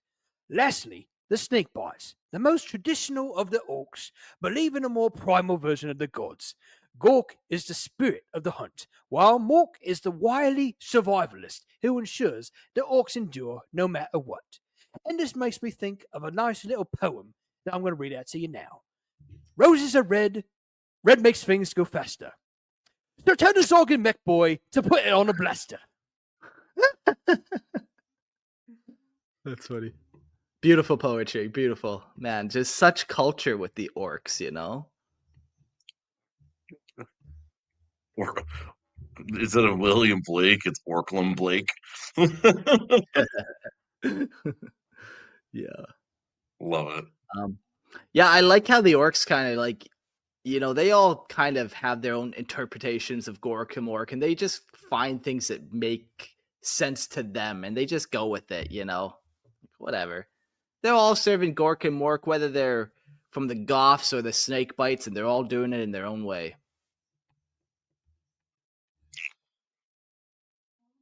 Yeah, it's pretty interesting. Yeah, that as you were kind of talking about that, Gerald, I was thinking to myself, about that Baneblade novel, and yeah, the Orc war boss is they're blood axes, so their whole thing like is Mork approves of their trickery. And like the So and when I you're like talking that. about that, when you're talking about that war boss wearing like the little general's hat, made me think of there was a freebooter captain in, I can't remember which Dawn of War game it is, but he has a pirate hat and he goes after this inquisitor because she has a fancy hat, and so he wants another fancy hat. Yeah, Dawn of War 2, I Amazing. think Chaos Rising was that one. That's the Yes. one. That's the one. That's fantastic. Yeah, very cool. I want the fancy hat. He's got a Names it. fancy hat and I want it. Cool. Oh, Well, cool. that's all the information about Gork and Mork. You know, like I said, a lot of it was kind of just made up or just kind of divined or what I thought kind of makes sense. There's not too much to them. They're just brutally cunning and cunningly brutal. The question I have now for you guys, and we have a little bit more reading to do, is he a chaos god? Is he the same thing? Like, what is a chaos god? Maybe we'll start there. Yeah, we can definitely do that. Chaos gods are powerful, malevolent entities that exist within the warp, the immaterial dimension shaped by the emotions, thoughts, and desires of sentient beings. Unlike conventional deities, they do not exist as independent, preordained figures, but are instead formed and sustained by the psychic energy of mortal races. The four most dominant chaos gods, Khorne, Tzeentch, Nurgle, and Slaanesh, each embody a fundamental aspect of emotion and conflict, growing in power as their respective domains of rage, ambition, despair, and excess spread throughout the galaxy. Their presence warps reality, corrupting those who serve them and granting terrifying boons to their most devoted followers. The Chaos Gods are also spawned demonic legions, creatures of pure warp energy that serve as their extensions in both the immaterium and real space. Crucially, these gods are defined by their eternal hunger for more worship and influence, seeking to spread their influence and consume more souls to feed their power. Gork and Mork kind of contrast to that, but do not function in quite the same way. They are not dependent on mortal worship in the traditional sense, nor do they hunger for more followers or seek to expand their influence across the galaxy like the chaos gods do. Instead, their existence is directly tied to the orcs' collective belief, manifesting not as entities that corrupt or bargain, but as the primal force of orc nature itself. Unlike the Chaos Gods who manipulate their followers for their own ends, Gork and Mork are more personifications of the WAAAGH, a direct reflection of Ork psychology and their instinctive drive for battle. There are no Gork or Mork worshipping cultists outside of Ork society. That would be amazing, though. No demonic hordes waging war in their names, and no great cosmic schemes being enacted by their will. This makes them fundamentally different from other Chaos Pantheon, as their power is a natural extension of Ork existence rather than a corrupting force that twists reality into their liking. That being said, if one were to analyze them from a purely metaphysical perspective, Gork and Mork could be classified as warp entities, albeit unique ones. Like chaos gods, they exist within the immaterium, feeding off the psychic energy of their followers and influence reality through the WAAAGH field, which grants orcs their uncanny abilities. However, they lack the malevolent hunger and ambition that defines chaos, operating more as an unconscious force rather than scheming deities with agendas. The warp is shaped by strong emotions and beliefs, and since orcs are the most warlike species in the galaxy, it makes sense that their gods would take the form of endless battle rather than insidious corruption. Ultimately, Gork and Mork do not neatly fit into the category of chaos gods, but are instead best understood as a unique phenomenon.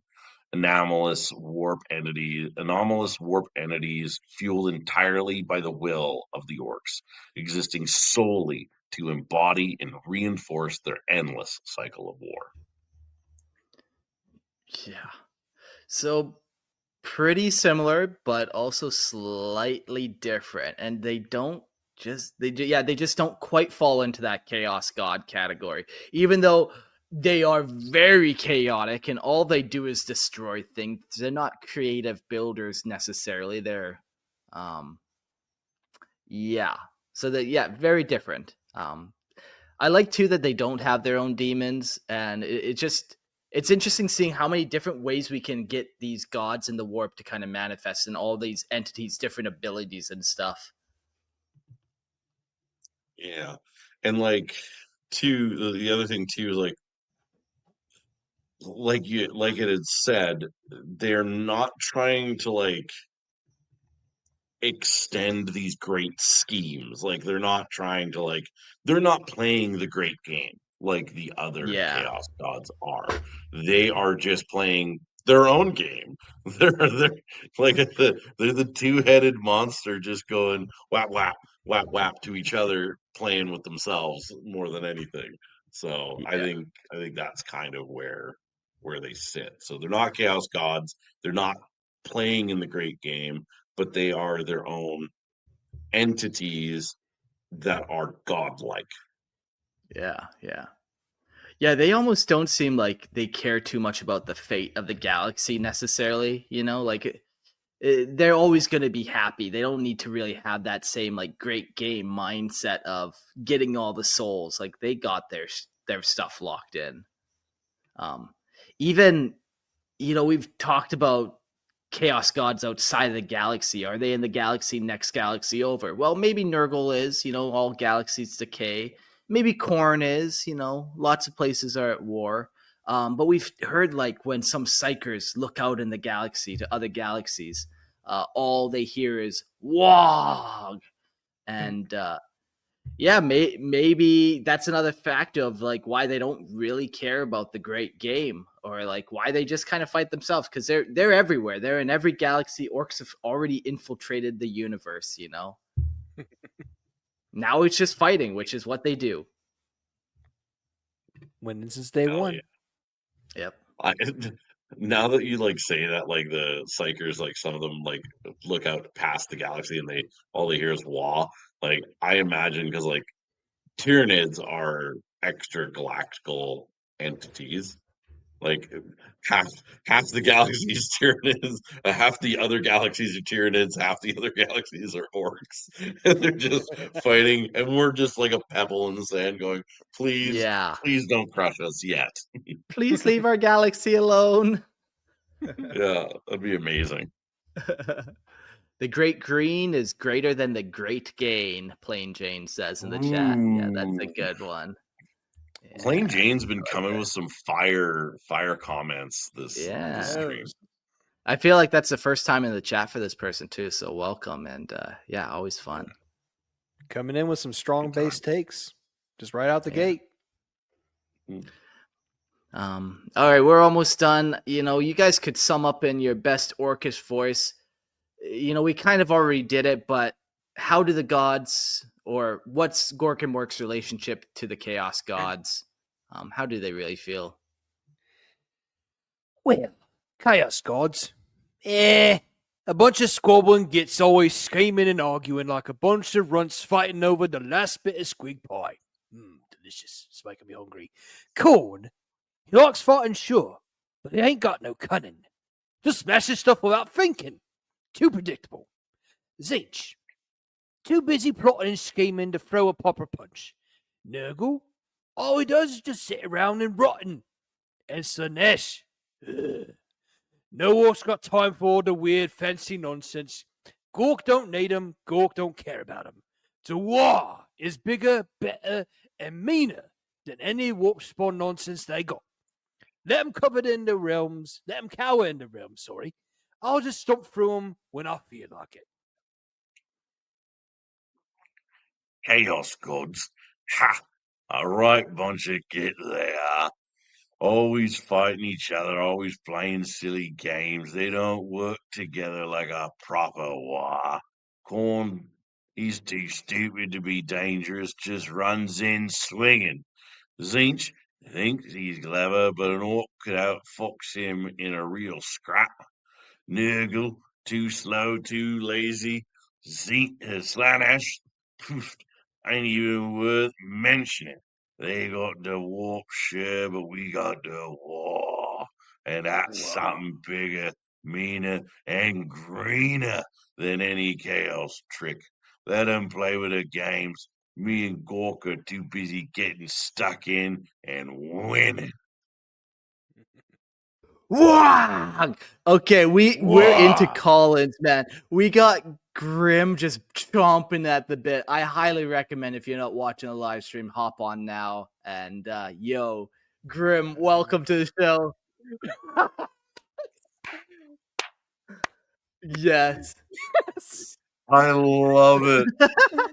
Oh, man. Oh, man.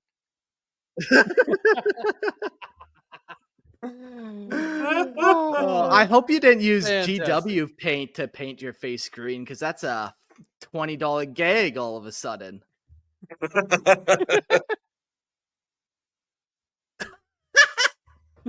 Part of the local Green Man group.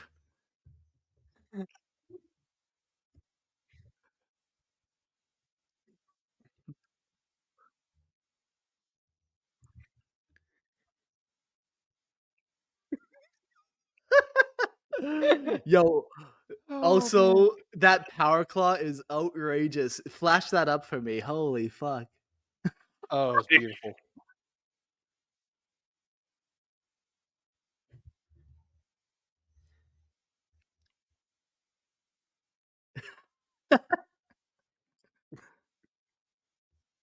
Fuck yeah, you are. Yeah, so That's is that sick, man. Oh, is that thing like 3D printed or like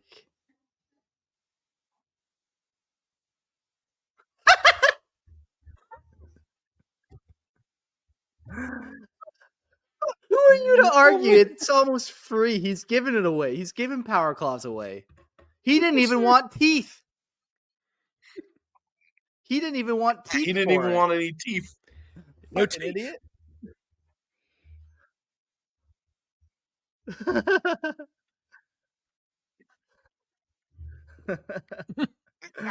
Fucking idiot.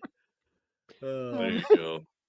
I'm not gonna Grim, well, lie, that dude. You was remind me of Blanca from Street Fighter. yes, yes. Exactly. Exactly. Amazing. Oh, my it's glorious. Oh, Yeah. mech war If you boss. guys ever get a Grimmo is chance, fuck. if you ever get a chance, Grim, after this, go look up Street Fighter Red Tape Blanca on YouTube. It's Pete Holmes like go in like a cubicle, basically interviewing each Street Fighter character and all their problems. He's like, it's like going through the red tape of like how they would actually put this on. It's amazing. It's perfect. Your man. green face paint made me think of that skit so quick.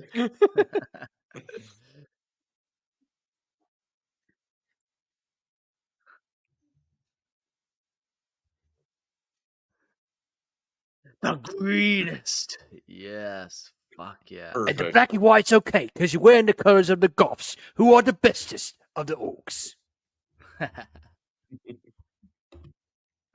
You can hear it clapping. Our claw, I love it. I love that thing, man.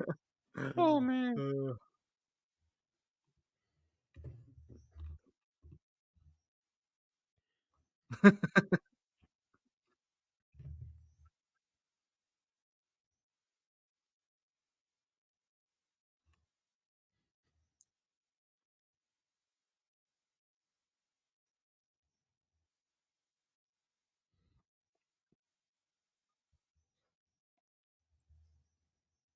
I think he's probably his own clan. Like, I think he's probably like he might have come from like each orc kind of has their own clan they come from, but like snake bites turn into goths, right? Like that's kind of like feral orcs turn into non-feral orcs, turn into like it kind of like this. It just depends on where they branch off, like through that, right? Sure.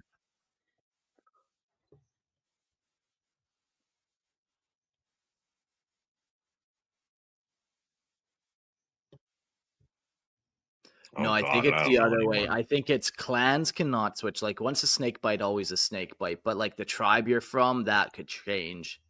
And you might eventually even join a like goth tribe, but you're still a snake bite. Mhm. That's okay. Maybe that's where I was getting confused Yeah. then. Yeah. Fair What was enough. your question again? I had a better answer, but it snuck away. What was the exact question again?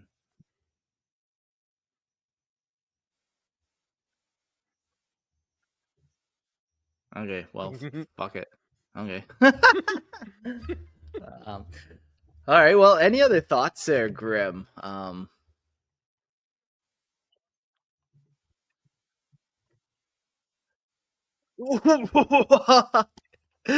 Worth it. Yeah, the Fantastic. So perfect. dedication. Fuck yeah. All right.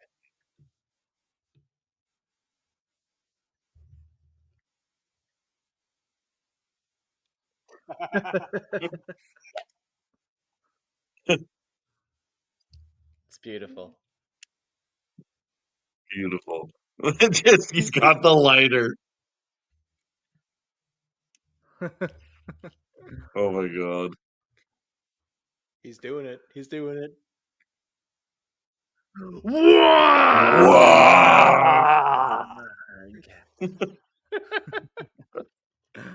All right. Thanks, Grim.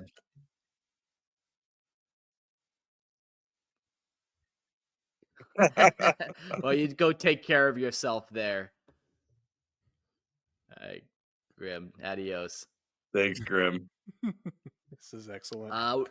We got time for one more. Fuzz, calling you up. Welcome to the stage.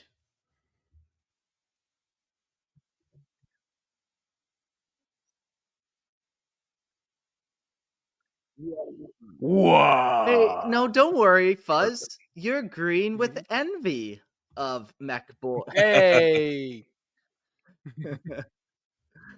Crazy, Yeah. eh? Fuck yeah. It's just made me want to get that printer just buzzing for the next couple of days to make sure I have a power claw now. Mhm. Yeah. So yeah, what are your thoughts on the old Gork and the Mork? Do you know the difference yet? Did we do a good job describing that?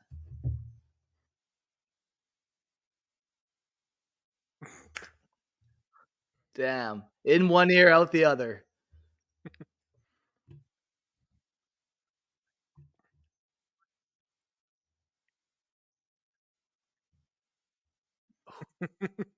Other You're way. lucky no orcs are in the room, otherwise you'll get popped in the face there.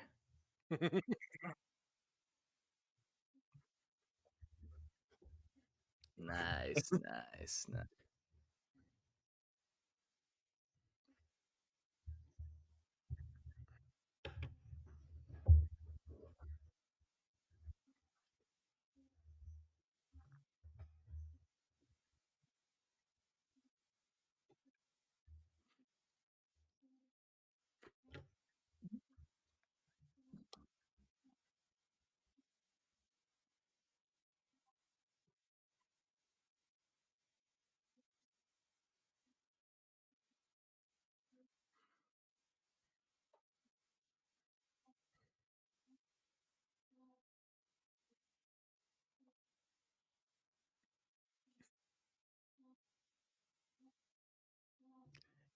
Yeah.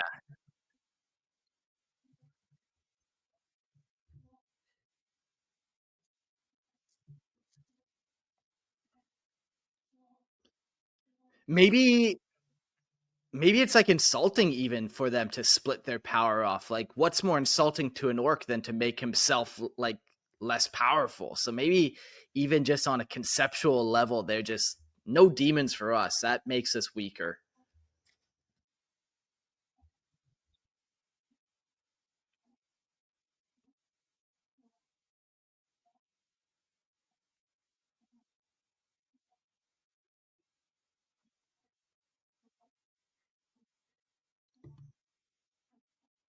Yeah, yeah. Don't take that I scrap from the didn't think about gods. that. That's a good idea. I like Hard to that argue idea. with that line of logic. Yeah.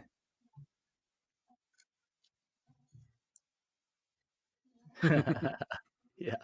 Right. Do you have like a specific thing that you like Gork and Mork to be? Like, are they corks? Are they actual warp-born entities? What's your kind of vibe?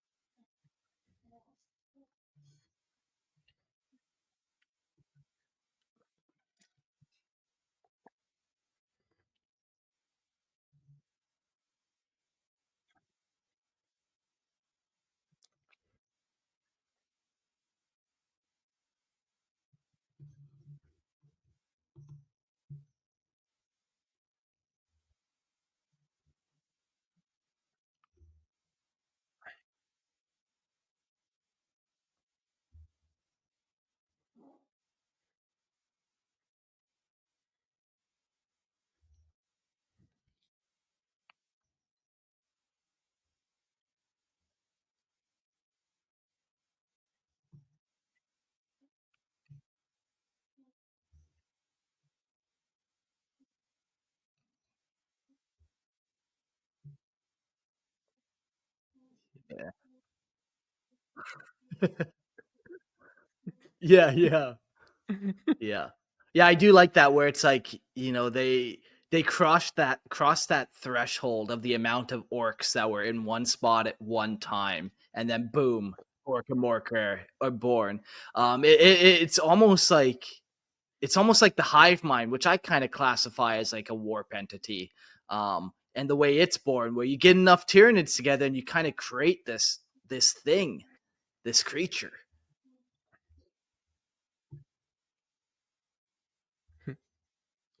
Yeah. Because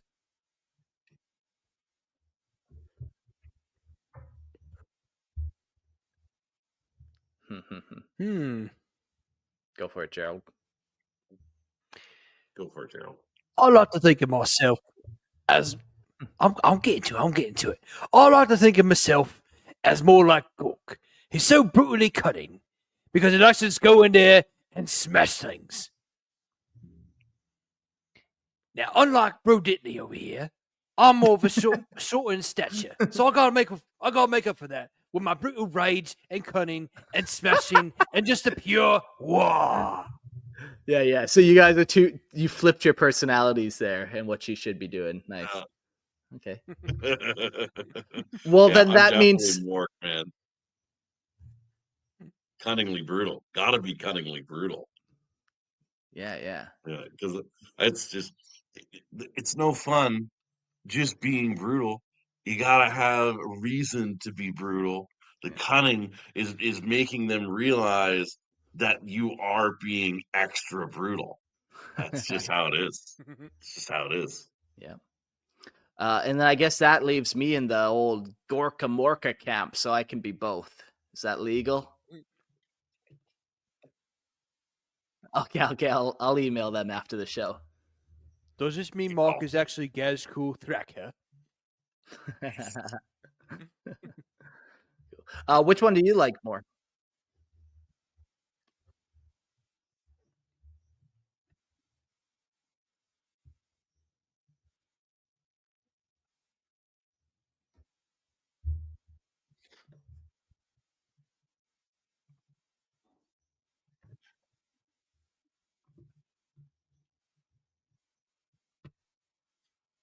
Yeah, for sure. Yeah, it's fun either way, because either way you're hitting someone, so it's fine, really. Like yeah, you're fine. Yeah. Well, cool episode. Any other thoughts there before we take off?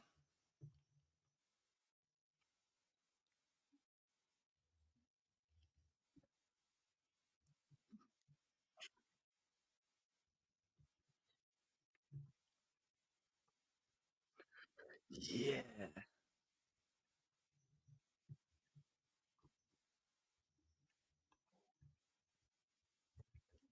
Sure.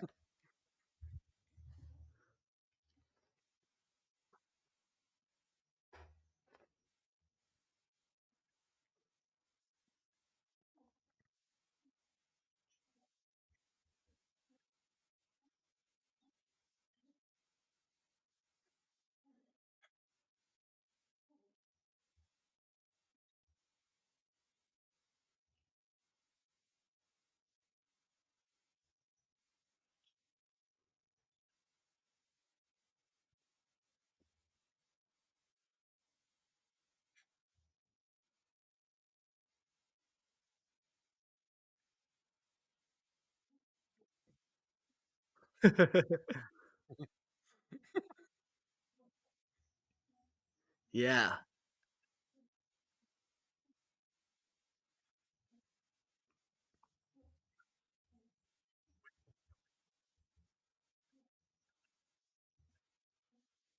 Hmm. The Green Knights of Mork. Yeah. Yeah. No, it's And so cool for sure. I, I've been on so many orc episodes now. Like I'm like, I just gotta do it. I already collect AOS orcs. Now I gotta collect 40k orcs. This Why are every army I collect horde armies? I need to stop. I have a it problem.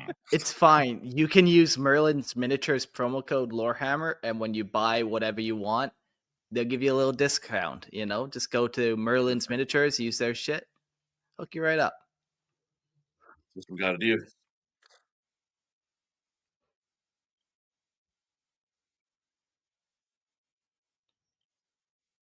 There you go.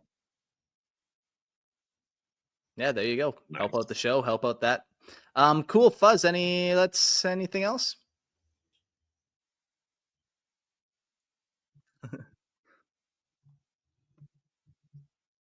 It's a time. Yeah. That's so cool. All right, Have a good one. adios. You too, Fuzz. All right, we got to say goodbye to two more people. We got Orks. What are your closing thoughts here? Well then, what's all this talk about an episode? Sounds like a lot of yakking. But I like if it's about fighting and smashing. I reckon this podcast is doing a good job spreading the word. Orcs need to know that Gork is all about big hits and strong punches. The WAAAGH needs to be loud and strong, just like me. Keeping the Orcs fired up, that's what I like. Just remember, it ain't about talking too much, it's about getting into the fighting and bashing. Gork says, let's get to it.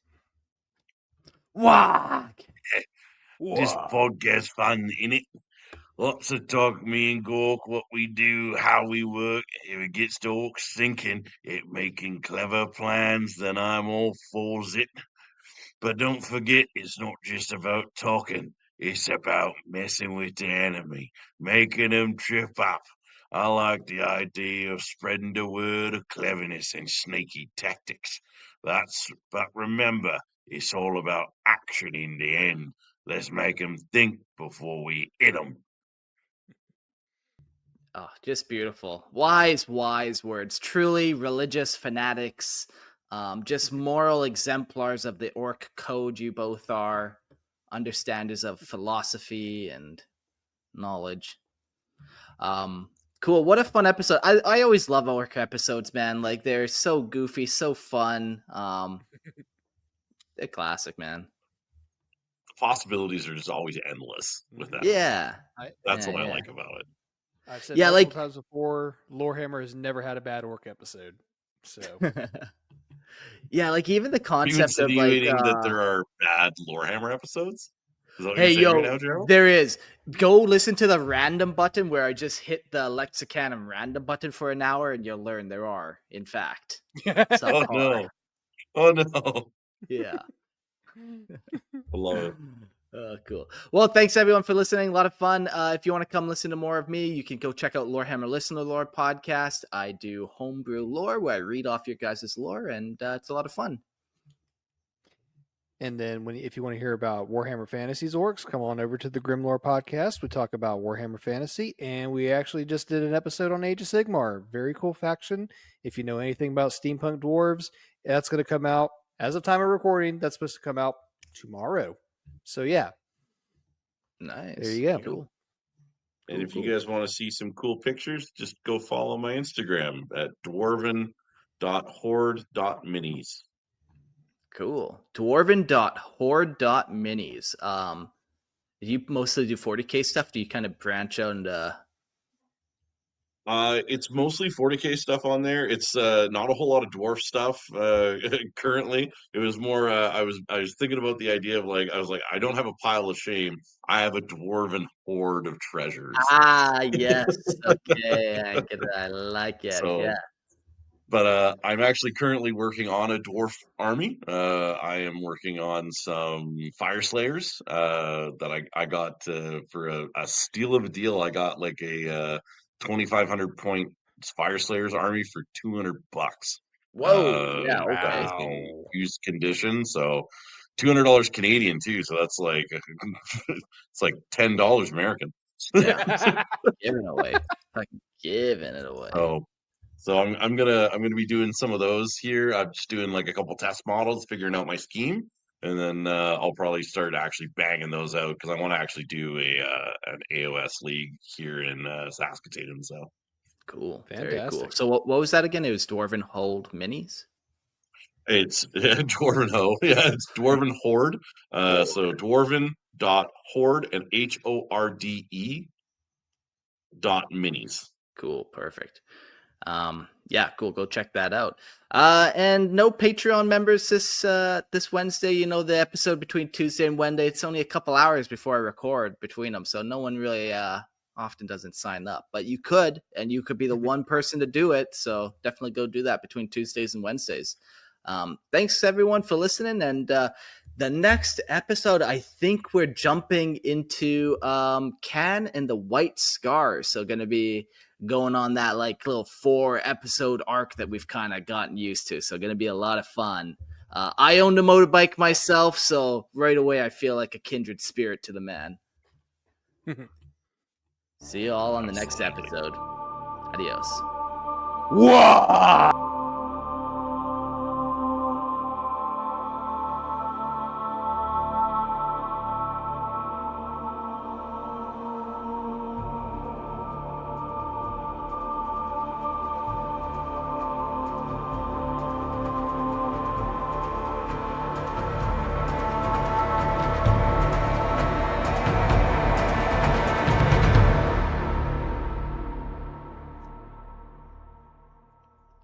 Fine.